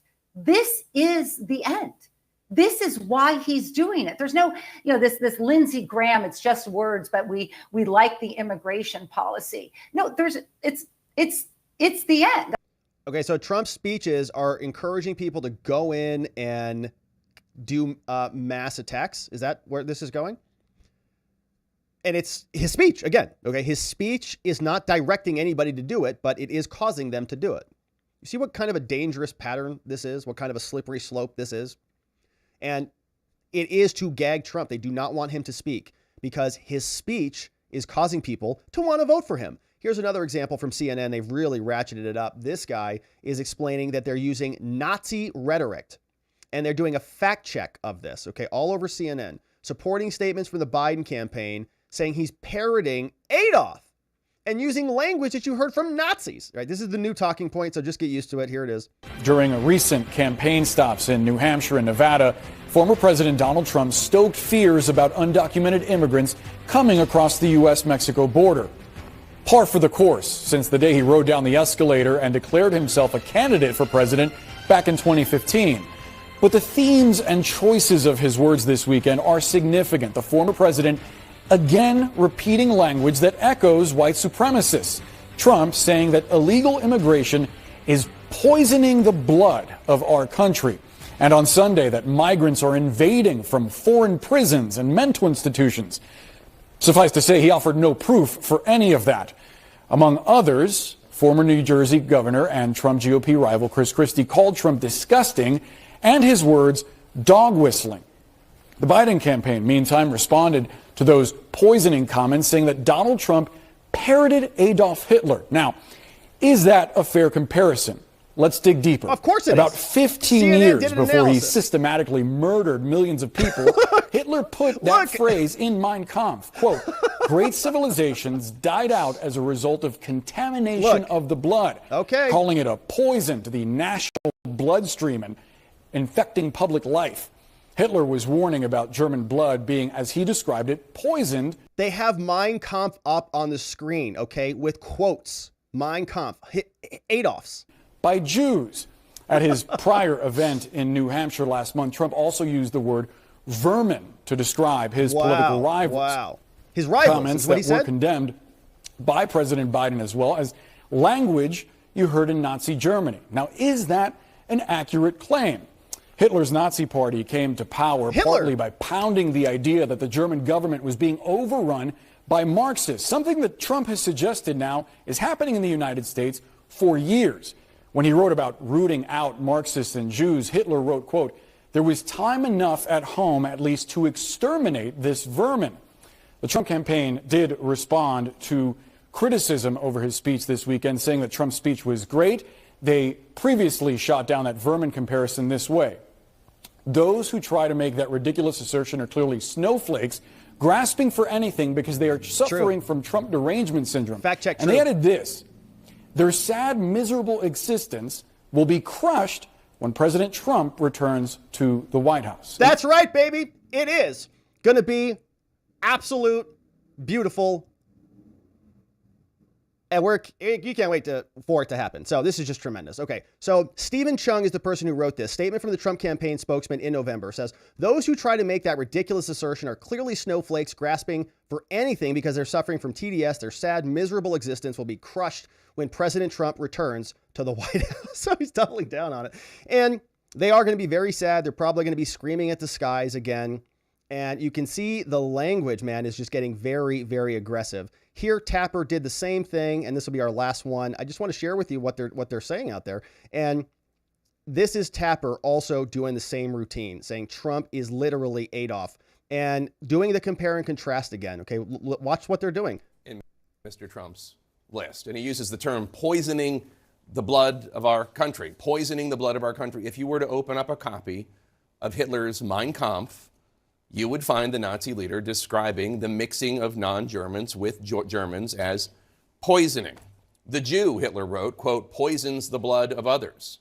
This, according to Hitler, posed an existential threat to Germany because, quote, all great cultures of the past perished. Compare and contrast. Only because the originally creative race died out from blood poisoning, unquote. There's really no other way to say it. Donald Trump's language mirrors this directly. And this wasn't a one-off. Trump then went to Nevada on Sunday and used the same scare tactic with zero evidence that migrants are largely coming to the United States from prisons and from mental institutions. He made the campaign promise to begin the largest deportation of undocumented immigrants in American history. You mean illegal aliens? That sounds good. Sounds like a good plan. So I don't know why they think this is going to work. I mean, I think a lot of people recognize that Trump was a very big friend of Israel. I think Jared Kushner is Jewish. Ivanka is Jewish. And so Trump is like Hitler. He's going to be killing Jews or something like that. What? These people have absolutely gone mental. And I think that the problem is they know that there's not much else that they can hang their hat on. They're running out of options. The my racism crap isn't working anymore because you can see that even different contingents in different groups, like the African-American group, right, are starting to vote for Trump in bigger numbers than they were in 2020 or starting to support him more. And so the indictments are not working. Maybe Nazi rhetoric will work. Maybe Trump's statements will work. I don't know. But they're trying everything that they can. They're even trying to keep the train on the tracks in the January 6th trial. Trump's lawyer said, we're not reading anything, even though CNN is admitting now this whole thing's political. We'll be continuing to cover this, my friends. So thank you for joining us and subscribing as this case evolves. There will be a lot more to unpack. We also would love it if you checked out robertgovea.com. Grabbed a hat over there. We've got a new merch store with our new hat. This is the Watcher hat. And when you go to robertgovea.com/shop, you can learn more about what this symbol means. We put a lot of thought into it. It's the shield. It's the sword that cuts through the bonds of ignorance. It's the unbalanced scales of justice. It's Lady Liberty. It's Libertas. It's Justia. It's everything in this symbol. So go check it out. Go to robertgovea.com/shop. Check out the shop, my friends, and we'll look forward to seeing you right back here on the next one. All right, my friends, we got one final segment on the day, and we're excited to get to this one because it's Hunty Poo. Hunter Biden was hidden from the flight logs from the manifest when he was traveling back to the White House lawn. And the media had some questions about this. Why are they doing that? Why would the president's son not be included on the list? Is it because he was indicted again? Is it because you guys are embarrassed about him? Hunter returned to the White House and Fox News caught it. They said, who is that person getting off that airplane over there? Here's what it sounded like when they reported. Broadly, the White House has been assailing the GOP for pushing the impeachment inquiry and federal investigations into Hunter Biden. But the White House might not have helped their own arguments that the president is keeping far away from all of Hunter's legal woes. We were all just watching the first family's return from Delaware on Marine One, and my colleague Peter Ducey noticed someone hop off the chopper who was not on the passenger list the White House gave us. Hunter Biden. So Hunter is apparently here at the White House after defying a congressional subpoena while being indicted and facing a maximum of 17 years behind bars on the financial crimes, plus another 25 on the gun charges that he is facing, John. All right. Interesting that he wasn't on the helicopter manifest. Jackie Heinrich for us at 6. Yeah, that is interesting. I wonder if that's like the pseudonym emails, you know, that they just have hidden accounts. Maybe they used a fake name. Maybe they used J.L. Peters or whatever his fake name was. Now, they got back to the White House after they were shopping in Delaware, and so Hunter was hanging out over there. Here's what that scene looked like from Delaware. Sir, your reaction to the car crash last night. What did you buy? Nice job.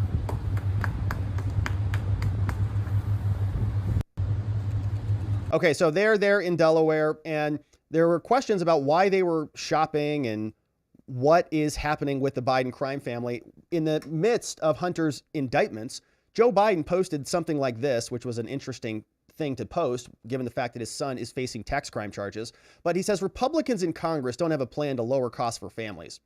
Says the only plan is more giveaways for the wealthiest Americans. He says Republicans may not like it, says Joe, but I'm going to make sure that the wealthy pay their fair share. You go, what? You know, Hunter hasn't paid his fair share in years. In fact, he's not going to pay his fair share because the DOJ let all of those charges expire. So why don't you start with your own son there, Joe? And in the meantime, okay, when Hunter is not paying any taxes, he's catching a lot of rides on the Marine One. And they're not even putting him on the list because they don't want us to know about it because we're paying for that stuff.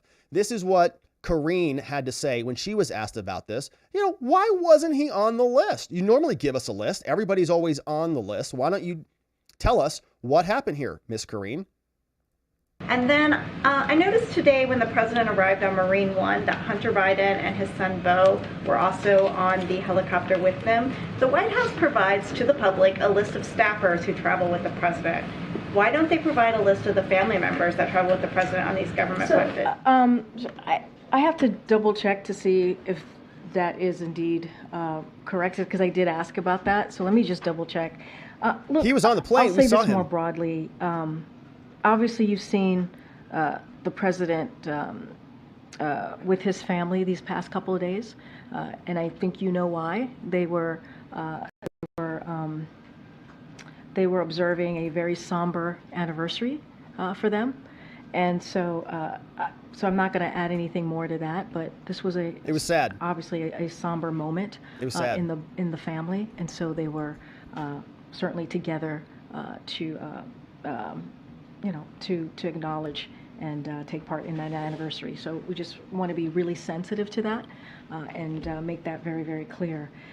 And don't have anything to add about the family. Obviously, the president is very close to his family as it relates to the holidays. He spends, obviously, every holiday with his family, mostly every holiday with his family. I just don't have a list of names to share with you at this time. Okay, so very sad state of affairs, and don't be rude, okay? Joe Biden loves his family. They were going through something very traumatic, very serious, and it was probably the anniversary of Beau Biden's death or something like that. And so Hunter named his son Beau in memory of his older brother, which is very, very cute. So anyways, Karine doesn't want to answer the question, just says, how dare you be so insensitive? Don't you know this is a serious moment? So she's going to look into it, even though we all saw the footage. Now, the press also asks her about this. Is this appropriate? I mean, the dude doesn't pay his taxes. He's been indicted several times. He just gave some bizarre press conference when he flaunted a congressional subpoena. And the question is he going to be charged for a crime for that from your DOJ? And meanwhile, as he's not paying any taxes, he's flying around on Air Force One, hanging out at the White House, traveling around Marine One, and so on. Karine, what gives? The reason I asked is just the legal trouble he's facing. Leaving him off the list would appear to sound like an effort to conceal him. Yeah, it does. And I guess the question that it begs is, why does the president think it's appropriate that taxpayer dollars should be used to fly him around when he's been indicted and justified a congressional subpoena? So I would refer you to Hunter's personal representatives as it relates to any questions about the legal affairs. But as you know, as it relates to the past couple of days, as I just stated to your colleague, is that, the president and their family were obviously, it was a somber anniversary that they were recognizing. So what was the anniversary? Apparently it wasn't Beau. For them. And I'll say lastly, and I've said this many times before, the president and the first lady love their son very, very much. Love him. Oh. But as it relates to anything in regards to his legal affairs, I would have to certainly refer you to his representatives. I just don't have anything else to add on that. Okay, so they love him. That's why. So don't be so insensitive, America. They just love each other. That's why they can grift off America for all time. Now, what's curious about this is Hunter just committed a new crime, right? He was supposed to show up in front of the House Oversight Committee for a depo, showed up, instead flipped them all off, gave him the finger from the Senate side of the Capitol building, and then left. Said, I'm here to answer questions, and then didn't answer any questions and left. So Now, the question is, what should the DOJ do about this? I mean, we know that when the January 6th Select Committee was issuing subpoenas like lunatics, that they demanded that they all be complied with. They said, we're Congress, how dare you deny us, blah, blah, blah. Well, this person, who is a very interesting creator here, named Western Lensman, put this together, and he assembled 3 minutes. And so make sure you follow him and support this video here, because this is a good one. He says, here are 3 minutes of Democrats, never Trump Republicans in the media assuring us that if you defy a congressional subpoena, that means you belong in jail. And guess what? No one is above the law in this country unless you are Joe Biden, Hunter Biden, or an illegal immigrant. Here is the montage from @Western Lensman. Do you think people who refuse to comply with congressional subpoenas should be prosecuted by the Justice Department and at the end of the day go to jail? Yes. If you act deliberately with sneering, cavalier contempt for the American people and their representatives, we will hold you in contempt. In America, when you are subpoenaed to testify in court or in Congress, you show up, period. That if we fail to hold Steve Bannon accountable, that he will be the exception. He will become the rule. Either we are all equal before the law or none of us is. This is the essence of our democracy. Either we're all in this together, either the rule of law applies to everyone equally, or we lose out on a fundamental aspect of our democracy, that the rule of law applies to everyone and no one is above that law. Mr. Bannon stands alone in his complete defiance of our subpoena. That's not acceptable. No one in this country, no matter how wealthy or how powerful, is above the law. And if he refuses the subpoena, like we expect him to continue to do, then we're left with no other choice than to ask the Justice Department, lock him up. The plain fact here is that Mr. Bannon has no legal right to ignore the committee's lawful subpoena. If Steve Bannon is just going to flout his nose at a congressional subpoena and say that it doesn't apply to me, then he needs to be charged and he needs to be put in jail. Mr. Bannon's willful disregard for the Select Committee's subpoena demonstrates his utter contempt for the American people's vision that defies the rule of law and rejects the will of the American people. We're serious about this. And anybody that is either being subpoenaed now or will be in the future, think twice before you reject a lawful order from Congress. When you get a subpoena, the law requires you to comply. No one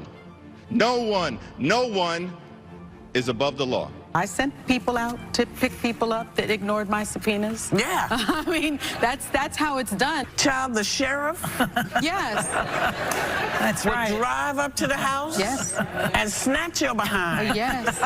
And put you in the jail while everybody figured stuff out. Maybe that's what needs to happen. It does matter if the new normal is that if you're a Trump ally, you don't have to respond to subpoenas. It matters whether or not he feels safe defying the law here. Steve Bannon, who defied the committee with his sort of characteristic two-shirted defiance, told you guys to go take a long walk off a short pier. What's the lesson here? The lesson is please tell your children out there in America, if you get a subpoena to go before Congress or you get a subpoena to go to the court, go. What's your message to people who defied congressional subpoenas on the January 6th committee? I hope that the committee goes after them and holds them accountable. Should they be prosecuted by the Justice Department? I do, yeah. Western Lensman posted that one, and it's a great montage. Make sure you're following him at Western Lensman on the X platform.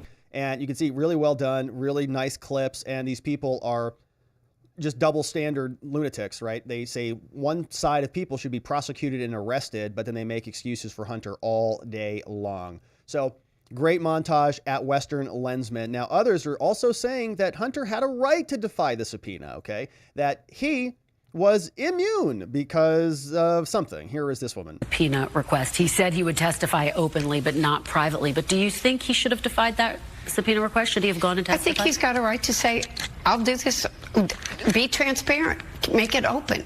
Because I think too many people are coming out of this and implying things that aren't true. And I think all of us have a right to know what the truth is. Okay, so she's making excuses now for him, saying that he didn't really need to testify because he wanted it open. Like, so if Congress sends you a subpoena, then you can send them a subpoena back and sort of, modify their subpoena. So you are almost as powerful as Congress or something. So Hunter can just dictate the terms back to Congress, which of course is insane. So this is Representative Jason Smith explaining more about the Biden crime family and where this is going. He says, the Biden family has changed their story so many times, but we know what the pattern is. It's the fact that Kevin Morris's people told you he was unable to give you any time. He couldn't come to talk to you because he was overseas between Thanksgiving and New Year's. And then there you are, you watching him on the steps of the Capitol with Hunter Biden right under your nose in Washington.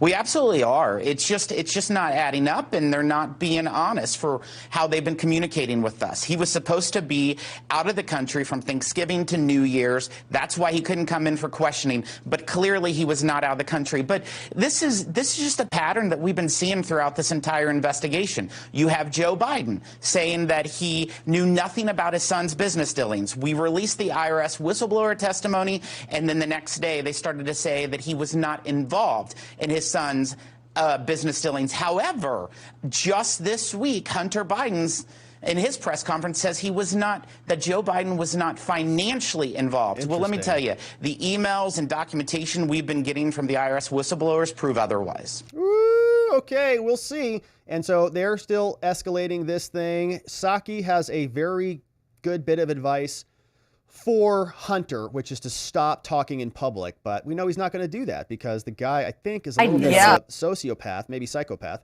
And this is what Psaki says. Hunter, please stop talking. The White House can't take it. Jen Psaki, you had this surprise press conference by Hunter Biden this week. Did it help or did it hurt? Look, I think if you're sitting in the White House right now, you're like, please, Hunter Biden, we know your dad loves you. Please stop talking in public. This is not helpful to any of them for him to be out there. But at the same time, the president loves his son. That takes precedent over anything else. That is appealing. I'm thinking of the woman in your focus group who talked about family. He loves his son. He loves his family. He's worried about his mental health. But yes, the White House would like him to probably go away right now. Yeah, obviously. So Hunter is basically giving the finger to his daddy's DOJ, the same DOJ that gave him a smoking sweetheart deal that his lawyers, like fools, rejected. He should have taken that plea deal from day one, would have saved himself a lot of trouble. But that's bad lawyering, I guess. And he thinks he can get more out of it because his daddy runs the country. And maybe he is right. So far, he is right. So far, there have been no consequences for him.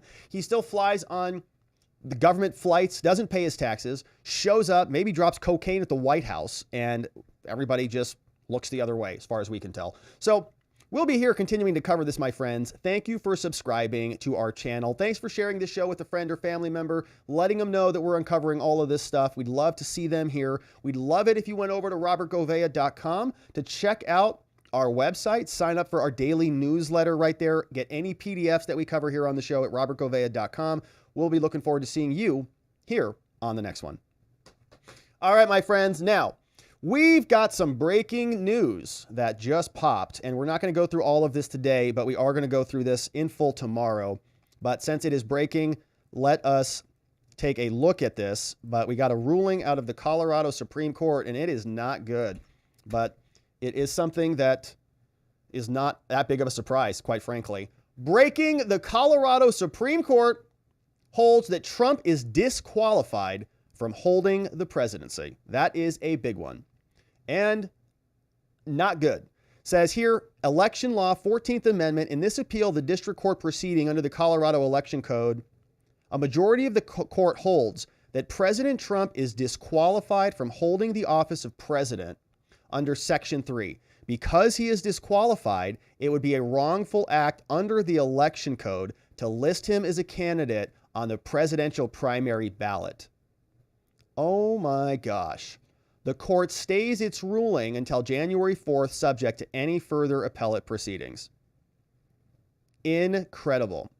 So, they're trying to keep him off the ballot, right? And this is something, man, we have been really nervous about for a long time. Now, I admit that I was wrong when I thought that this was going to happen at the lower level court. I was pretty sure that the judge, whatever her name was, at the district level court was going to find against this. She didn't. I was wrong about that. But this is what we expected. And this is why they're filing these all over the country, okay? Colorado and many other states are right behind this. And this is the first domino, okay? They just need one domino to start keying other judges off to give them a bunch of, cover, essentially. Oh, they did it in Colorado. They found it, and Colorado did it. They're going to try to keep him off the ballot because they can't beat him at the polls, because the indictments aren't going anywhere. This is their last effort. Right? They call him a Nazi all day. Nobody cares. They call him Adolf. Nobody cares. Call him a racist, a bigot, Jew hater, whatever. No one believes it. So they got to take the vote away from the people because they are disgusting tyrants. And so, my friends, tomorrow, we're going to go through this entire opinion. It is a big one. And so we're not going to be able to get to it today, but I did want to make sure you were aware of it because apparently that doesn't look like that's working. The PDF is a big one. Here it is. It's just loading up. It's 213 pages. This is the full order. You can see it. So we'll go through this tomorrow. So thank you for subscribing and sticking with us. But Trump, off the ballot. Now, this will obviously be appealed. So it'll go up to the Supreme Court. This is the highest level state court. So it'll go right up to the Supreme Court. They're going to stay any changes to the primary ballots until January 5th. But if the Supreme Court doesn't act before January 5th, then Trump is not on the ballot, on the primary ballot. Okay. So that the time is very compressed there. So the Supreme Court's going to have to rule on this very quickly. Otherwise, January 4th is going to come and go, and they're going to take him off the ballot. So reprehensible, disgusting, anti-democratic opinion. It's absolutely reprehensible that they're going to steal this away from the people so that we can't even vote on it. And it's about what we expected. Okay. And it's just getting started. So this is going to be a domino effect. They're going to try this in many other states, and they're going to use this as persuasive opinion in a parallel state. So we're going to go through the full thing tomorrow. I'm furious about it, but not surprised, unfortunately. And I wonder what else they're going to do. So, all right, my friends. Now, we covered some good ground today. We had Hunter Biden hidden from the flight logs back to the White House. We got Jack Smith wants a conviction before 2024. We've got Trump appealing the Chutkan Gag order. And now, my friends, it is time to hear from you. Of course, we're going to go over for our members only after party at watchingthewatchers.locals.com here in a few short minutes. Don't forget to grab your VPN from our friends at Private Internet Access, PIAVPN.com/Robert to get your inner tubes secured out there. And of course, robertgovea.com if you want to access any of the mind map. The mind map is there, but if you want to access any of the PDF files as well, robertgovea.com is the place to go. Okay, and now let's hear from you, my friends. Let's see who is joining us on Rumble, on Locals, on the YouTubes, all across the fruited plain of America. And we're saving that PDF right there. So absolutely horrific. But let's see who we've got in the house. We had Voice of the People. What's up, Voice? Sent these in, starting to show off. Couple of these. No question, but donos. And then here we got from Voice. He says 2 things and follow me here. First, get ready. The client list is coming. So the Epstein list. So we'll probably cover that story tomorrow too, because there was a new order from the judge that the Epstein list will be unsealed, I think, at least partially, as it relates to Virginia Giuffre next year, early in January. And number 2, if Jenna Ellis took the money for her defense and then folded immediately, then built a home studio to start a podcast using her name from the Trump trials to get advertising, could she be charged for fraud? If so, would that violate Fannie's plea deal? Well, I don't know. I don't know the nature of that, so I don't want to speculate about what happened there. But if you have if you use funds, if you tell people you're going to use funds for a legal defense, and then the funds don't go to the legal defense, that could be fraudulent. Yeah, that's, that people are donating for a specific purpose. So that could be true. But I don't know that that's, what she's doing. In fact, now that I think about it, I think her lawyers said that the full amount had been exhausted, right? Even though she took a plea, they had already exhausted the full amount. So, I don't know what's going on. I'm not real happy with Jenna Ellis just based on the fact that she wanted Floyd Harrison incarcerated. She was not nice to him on that. And then she was also very, I think, over the top in her letter that she wrote. Didn't need to do that either. And so, I don't really know much about the fundraising portion of this, but I don't think it would violate Fannie's plea deal either, unless there was a specific term in there. But yeah, it's an interesting thing. It's been interesting to watch that whole thing unfold. All right, good to see you, Voice. Thank you for the lovely donos today, my friend. I appreciate those. This one has come in from, let's see where we're at. I'm scrolling back up, and I think we missed one from last week. And yes, okay, so that was from Voice. Glocky McGlockface says, "Hey Rob, good to see you still alive, but seriously," tell me about it. It was questionable yesterday. It was questionable what was going to happen, but we made it. But seriously, we live in an upside-down world when the Republicans in Georgia won't investigate the voting machines and, in fact, are trying to cover it up. But an Obama-appointed judge is demanding they testify and explain about how vulnerable the machines are and whether it's constitutional to even use them. Yeah, Glocky, we covered that full ruling. So that was the opinion from Judge Amy Totenberg, I believe. And she scheduled a bench trial on it. Yeah, and we read through that full opinion, and it was really, really good. So if you missed that, search that one. Amy Totenberg issued a ruling, and it was a 2018 case that involved Dominion and Georgia's old system, Georgia's new system, and it explains how bad Georgia's voting really is. Catherine Rex says Rob was pulling a Biden.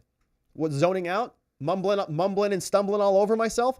Vientika says, for the past 2 weeks, I've gone through a bag of Ricola lozenges so I don't choke to death on sinus drainage. Other than that, I feel fine. That sounds terrible, V. Yeah, mine has not been 2 weeks. Mine has been really about 3 days. So I think I'm over the hump on it. So whatever you got, man, it's really kicking your butt. But I've heard that, man. My parents got real sick, like real sick. And it's going around. It's going around. Everybody's gotten a little bit of something. Hey, Norman. Thank you, Norman. Says, sending you healing vibes, Rob. Rock on. Well, thanks, Norman. Honestly, I feel better after this show than I did before the show. You know, sometimes like you have to just work it out, you know? It's like you just got to work it out. Just get to it, work it out. So we're working it out together. Thanks, Norman. And hopefully it sticks. We got Jeremiah says, glad you're back, Rob. Says, yesterday the collective, watching the Watchers crowd, all over the fruited plains were standing, staring at blank screens, drooling and confused like lost lambs, wondering, well, now what? Happy to see you rub some dirt in it and swooped in to our rescue. Let's go! Jeremiah. Great comment, Jeremiah. Man, me too, man. I was thinking about trying to knock a show out, and I actually sat in the chair, but I was like seeing like things moving, like the screen was kind of moving, you know, like, you know how you kind of, when you're kind of feverish, things kind of look like they're ebbing and flowing. And I was like, all right, not good. So we called an audible on that. But thank you, Jeremiah. I'm sorry I missed you guys. I really hate missing the show. I love spending our time together. So I'm glad you made it. I'm glad you're back. Good to see you, Jeremiah. We got this one from The Blind Lawyer. Says, if you did a stream yesterday, then you would have just had a Hunter Biden stream. Because there, what was going on yesterday? Would it have just been Hunter Biden alone? I don't know what else was going on. There's a lot cooking now, especially with that Colorado case. Good to see you, The Blind Lawyer. B-Man says, so President Trump has a trial coming up in Judge Barrel's court on 1/6, and Rudy's two accusers from Georgia are suing him again for defamation. Stop him from using them in his upcoming trial. Yeah, Rudy got sued again for defamation from those two. And what is that one in Judge Barrel's court? Is that Engeron? I'm sorry, is that Beryl Howell? What trial is that? That one is escaping me. It's not the New York one because Barrel's in D.C. I'm not sure what case that is, B-Man.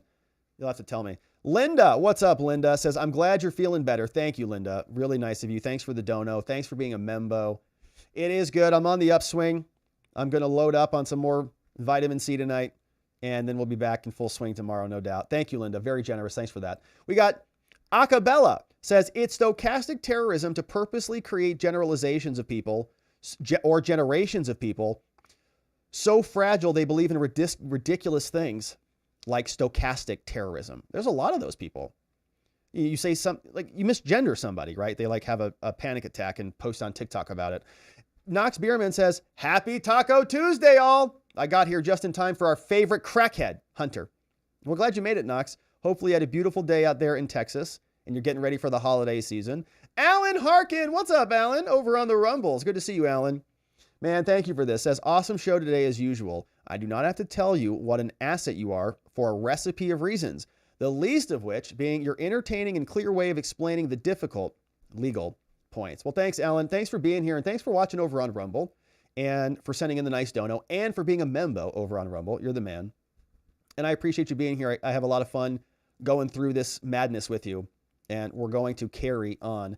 Thanks, Alan. We got Jennifer Newman says, DHS lady is out there. I took Trump's words towards what the Dems are doing, not migrants. She's out there.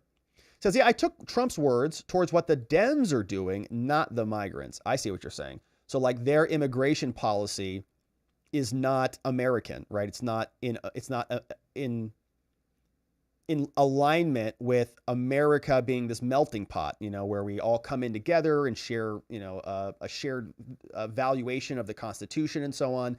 It's just kind of madness down there. Yeah, I don't think, I think that they twist and contort Trump's words constantly. Snuggle Struggle says, look into World ID 2.0 and WorldCoin. It's centralized authority and control across the globe. Same thing Nikki Haley is campaigning on too. I think I've seen some of that, like WorldCoin. Is that the one where you scan your eyeball? There's this crypto project out there where I think it's Sam Altman, actually, the guy who runs ChatGPT is behind this.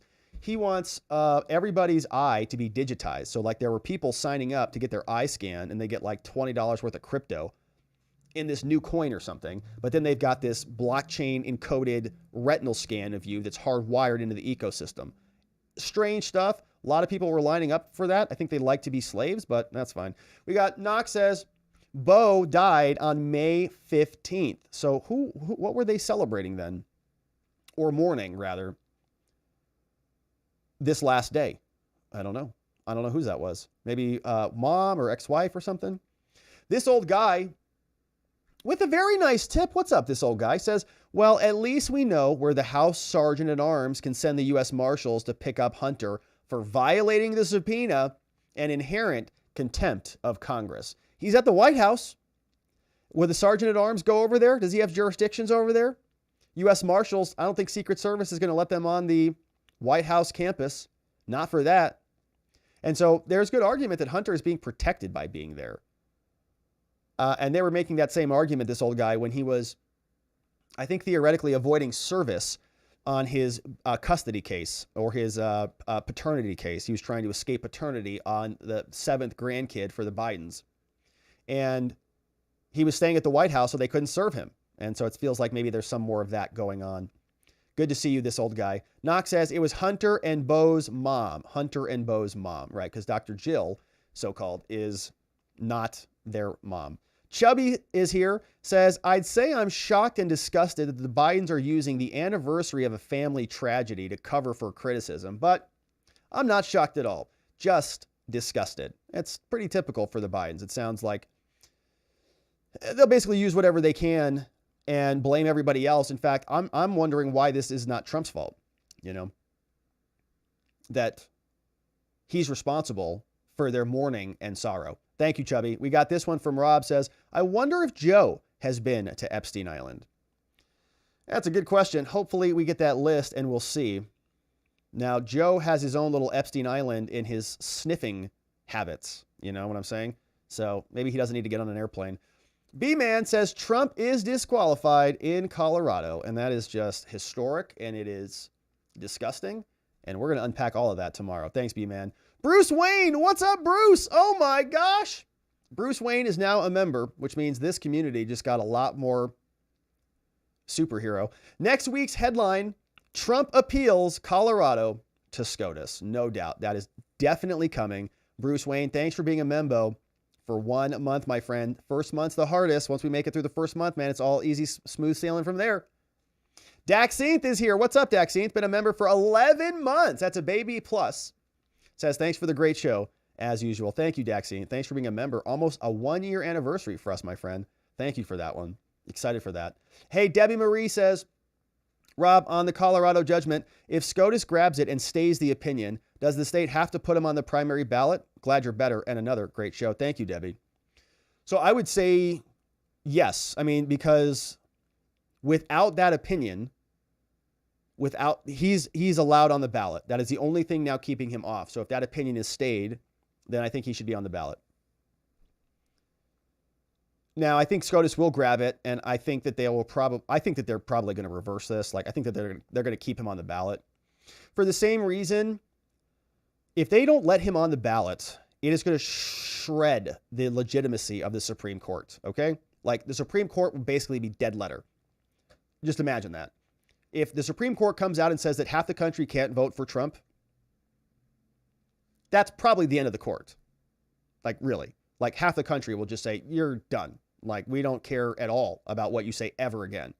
And they're going to do everything they can to stop that from happening. So I'm not as worried about it at the Supreme Court, but I'm a little worried at the Supreme Court because it's the Supreme Court and they might cobble together something. And I have never seen anything in this country that is so adverse to one opponent, to one person, to Donald Trump. Like, the efforts that are being rallied to stop him are so crazy that I don't think that SCOTUS keeping him off the ballot is outside the realm of possibility. I hope I'm dead wrong about that. And I think the safe answer is that SCOTUS will not let this go down. For the same reason that they squeeze through Obamacare, right? Like, they're not going to take this out of the people's choice. I think. I could be wrong. We'll see. Good to see you, Debbie. Jay says, how can a court find Trump committed insurrection, a statute offense, without an indictment or trial? Merry Christmas, Rob. You're doing phenomenal work. Thank you, Jay. Such a nice comment. And thanks for the generous dono. So the court didn't find that, unfortunately. Fortunately. So the difference here is the media keeps saying insurrection, but Trump has not been charged with insurrection. It is a crime that they could have charged him with. They could have charged him with seditious conspiracy, like they charged the Proud Boys, like they charged the Oath Keepers.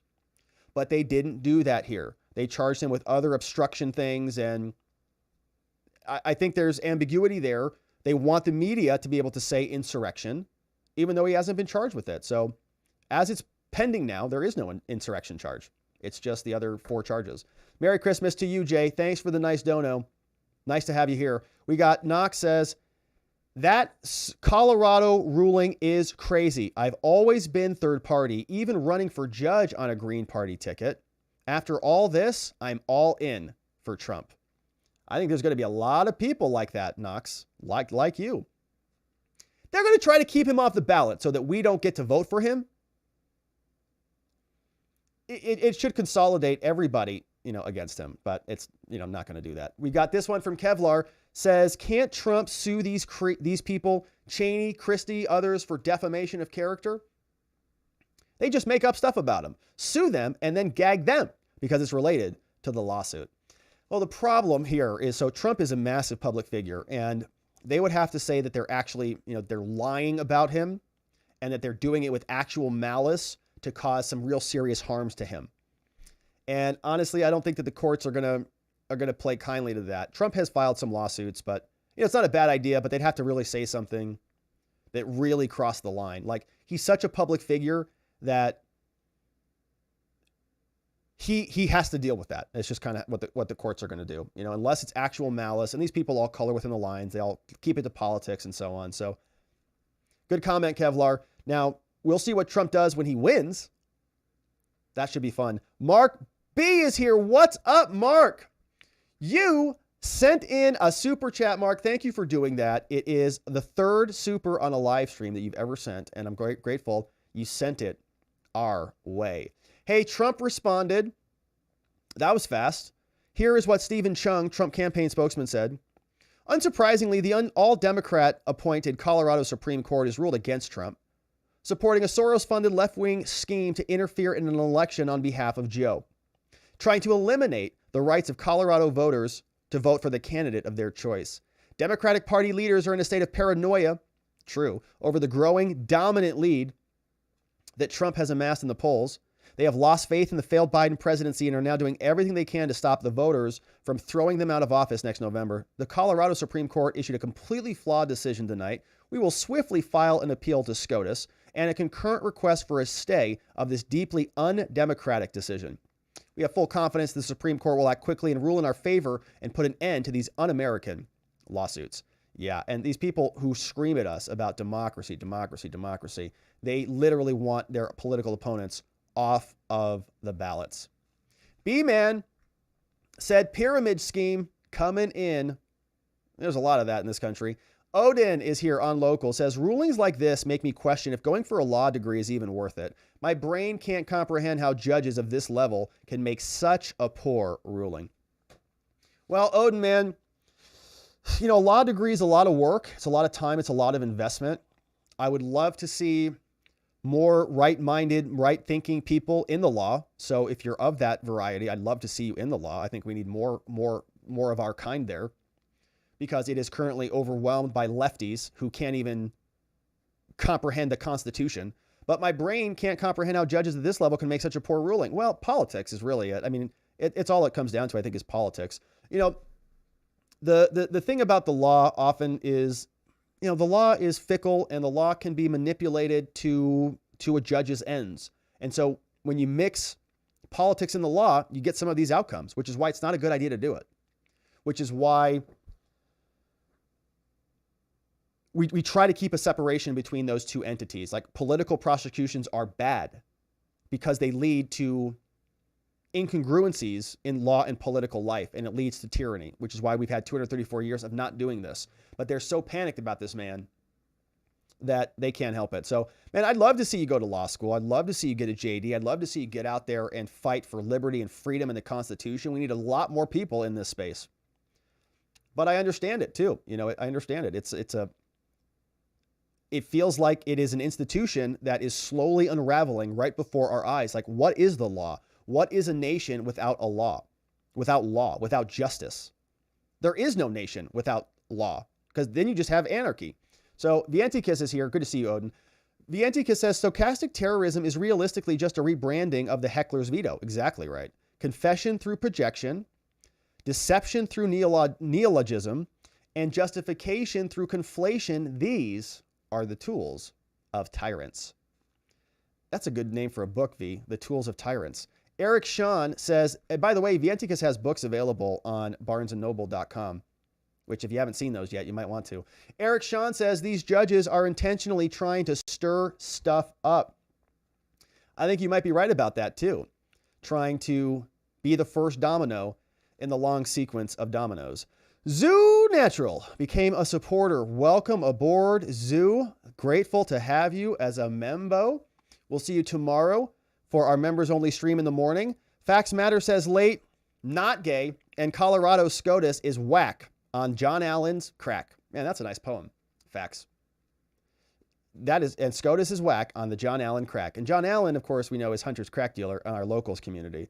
And so that's some good stuff. That's some primo stuff. You know, he's the president's son after all. MAGA Hat says, shared this one, Colorado removes the ballot. Thank you, MAGA Hat, for sharing that one.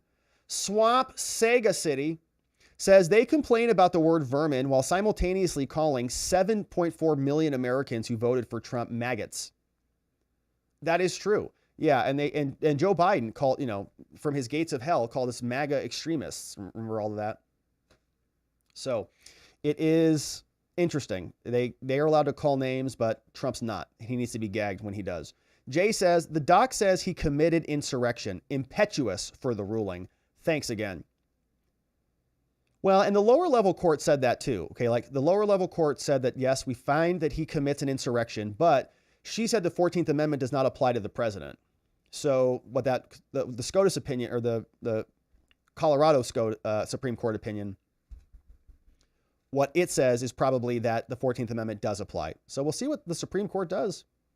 It does make me a little nervous. Rob says, as to Liz Cheney, she can't be gagged from talking about him, can't she be gagged from talking about him, considering she's a witness in one of the other cases? No. I mean, I guess if Trump made a complaint, or if she was saying something that somebody thought was problematic, maybe somebody could. No, I don't think they have really jurisdiction over her, honestly. So I think the answer is no, that she can't. Now, Trump can be, because the court has charged him with a crime and he has jurisdiction. You know, they've got jurisdiction over him. So she's free to go, but he's gagged. He cannot respond, which is insane in America. Flash says, Rob, how does an opinion overrule the U.S. and state constitution's authority for who can run for president? 2 links here to a couple PDFs. Well, so Flash, without reading those PDFs thoroughly, just for the sake of time, the idea is that the state can govern, the idea in the lower level opinion was that the state can govern the eligibility requirements. So the Constitution dictates the eligibility, right? For example, you got to be over age 35. You got to be a natural born citizen. Okay, those are 2 requirements. If you don't meet those under the Constitution, you're out. So the states measure your eligibility against the constitutional standards. Another constitutional standard would be not committing an insurrection, according to their interpretation. So the state and the Secretary of State, when measuring whether somebody can be on a ballot, just measures against the constitutional allowances, requirements, and then rules against it. So that's how they came up with that conclusion. Jared says, do you think the Supreme Court will overrule this for the sake of not wanting a civil war and civil unrest? Actually, yes. I think that's actually right. It's about legitimacy. Okay, the Supreme Court, they have to be seen as legitimate. If they're not, they don't really have any other power. Okay, Congress has the power of the purse, and they use it. The executive branch has everything else, like the power of enforcement, right? They've got the FBI, the DOJ, all of those things. So Congress can pass the rules, the executive can execute the rules, the judiciary just says what the law is. And you've seen, you've seen quotes in history where, the court will rule away and a president will say, well, that's their ruling. Let's see if they can enforce it. Okay. Or like Joe Biden just, he knows what the law says and he dishes out $100 billion worth of student loans, even though he knows the law is illegal. And then the Supreme Court comes back and overrules it. So we saw this with the Obamacare case. Remember, John Roberts really contorted himself to create Obamacare as a tax. And in my opinion, he did that because Obama had just won. If they would have ruled against him, it would have been very detrimental to the court's legitimacy and it would have threatened the court. But that's because Obama had kind of a big mandate in his first 2 years. And maybe he could have done something like pack the court. Maybe there could have been repercussions there. Okay. In other words, if the court does something unpopular, what are the repercussions?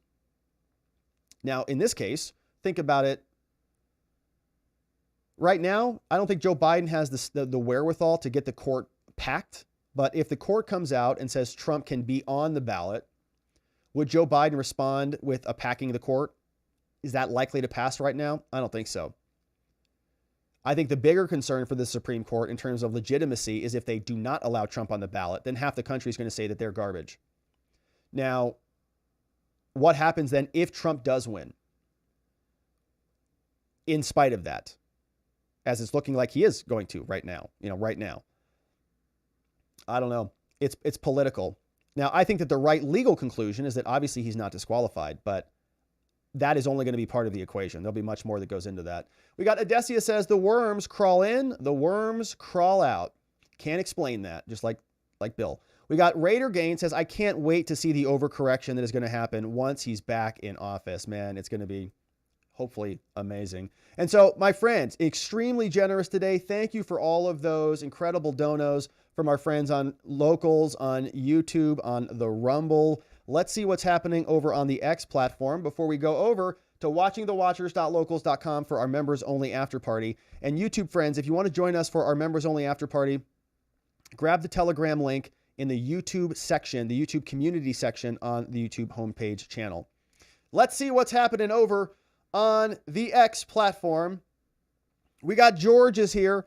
We've got Raven Madness says, wait a minute.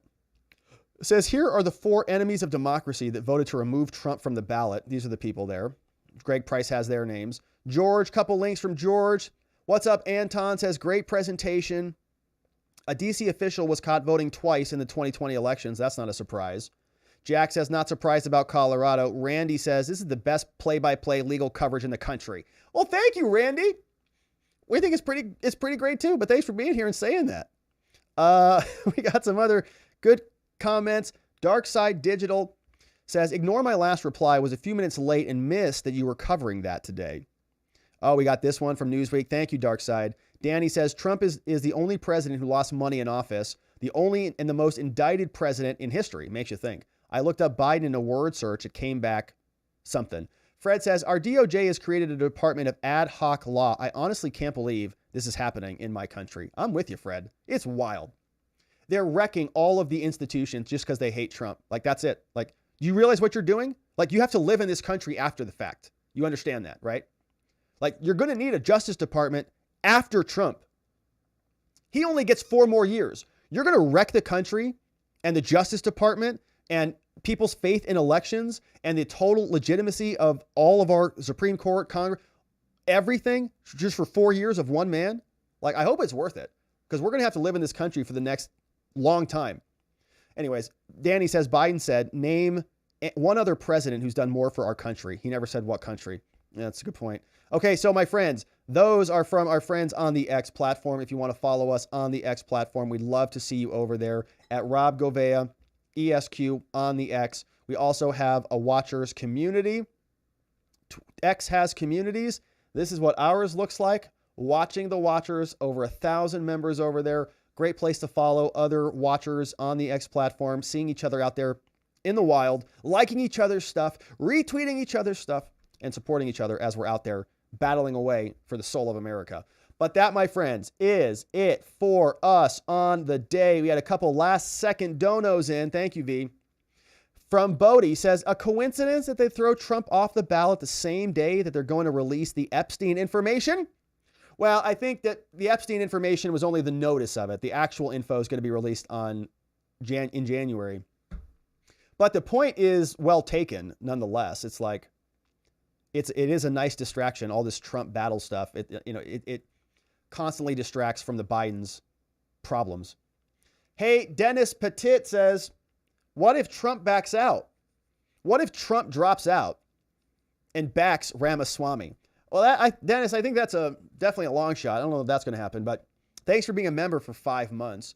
And I like Vivek. I'd like to see Vivek in some capacity in a Trump administration or in office at some point. I think he's got great ideas, and I like how he delivers them. And I think he's speaking so much truth that it is rattling the other side to a degree that makes me just happy. So, member for 5 months. Dennis, thank you for that. I don't know that Trump's dropping out. I don't think that anything's going to make that happen at this point. But it's an interesting idea. We got this one from Pinochet's Helicopter Tours. Says, will left seek more Thomas Alito recusals for Colorado? Probably. Yeah, think about that. Like, what if they get Thomas or somebody to recuse or something, right? Or something happens in between now and then, And now we go from a 6-3 to a 5-4. We know John Roberts is very squishy. So you never know. Like, if it's an 8-8 court for whatever reason or something happens. Yeah, like, this is a precarious position. Makes me nervous. Joe says, my name's Joe. We are in a lot of trouble. Either it's not going to be Trump or it's not going to be Biden. What that means, I don't know. But I'm nervous. It's nerve-wracking. I mean, these bureaucrats are plotting and orchestrating, coordinating to take away your democratic choice in America. It's a crazy thing to even say. The most popular candidate in America at current time is Donald Trump. Colorado has said you can't vote for him. Just let that sink in. Okay, Spuds is here, says Trump might be better off being a kingmaker and have an heir apparent take his place. Wesley Hunt, Anna Paulina Luna, or Byron Donalds run in his place. That's the second comment about Trump dropping out. I don't think that's happening at all. I don't think that's the case at all. I don't think so. I think Trump needs to storm in there and just conquer, honestly. Like, enough of this, man. Enough. If they're going to do this to him, I don't want anybody else except Trump. Because of this. He needs to go, and I hope he takes it seriously if he does win and when he wins, to go in there and really take charge and right all of these wrongs. I don't think anybody else is going to have the wherewithal to do that. The stamina, the fortitude to do it. And I like all those people, especially Byron Donalds. But I don't think it's going to happen, nor do I want it to happen. I want Trump to make these people's lives, I want justice is what I want. I don't want, necessarily retribution. I want justice. And if justice includes some penalties for the people who violated the laws and wrecked America in order to prosecute their political enemies, well, then so be it. And if you want to label that as retribution, I'm fine with that too. All right. And so, my friends, thank you for those incredible donos at watchingthewatchers.locals.com and elsewhere. We are going to go over for our after party at watchingthewatchers.locals.com. And we would love to see you there. But Before we go, we want to say thank you to our mods and our meme smiths who mod down the fort for us and keep things nice and orderly and on track. Thank you to Vienticus Prime for clipping away for us today. He's got new books at barnesandnobles.com. Have you ordered your copies yet? K-Bean, Just Cause, Playin' Hooky, Ronnie Cole, our friend Zulu, Beyond Geo, Zach Nichols, our friend John Allen, Janek, Dog Digger, and Donut Mind Me, modding down the fort for us. We also want to thank our meme smith, Sleepy Dog Lee, Geegum Geegum, and Nathan N810 in the house. Very thankful for all of our mods and our meme smiths who keep things nice and orderly and the train on the tracks on the channel. And so thank you to you guys for the amazing work. But my friends, that is it for us on the day. And so we are going to leave it there. We're going to wrap it up and go over to watchingthewatchers.locals.com for our members only after party. And we hope to see you there. But if not, well, we're going to be back here tomorrow to get into it all again. We've got a Colorado Supreme Court garbage ruling to go through, and we hope to see you right back here so that together, with your help, we can shine that big, beautiful spotlight of accountability and transparency down upon our system with the hope of finding justice. Make it a beautiful night, my friends. Sleep very well. We'll see you right back here tomorrow. Bye-bye.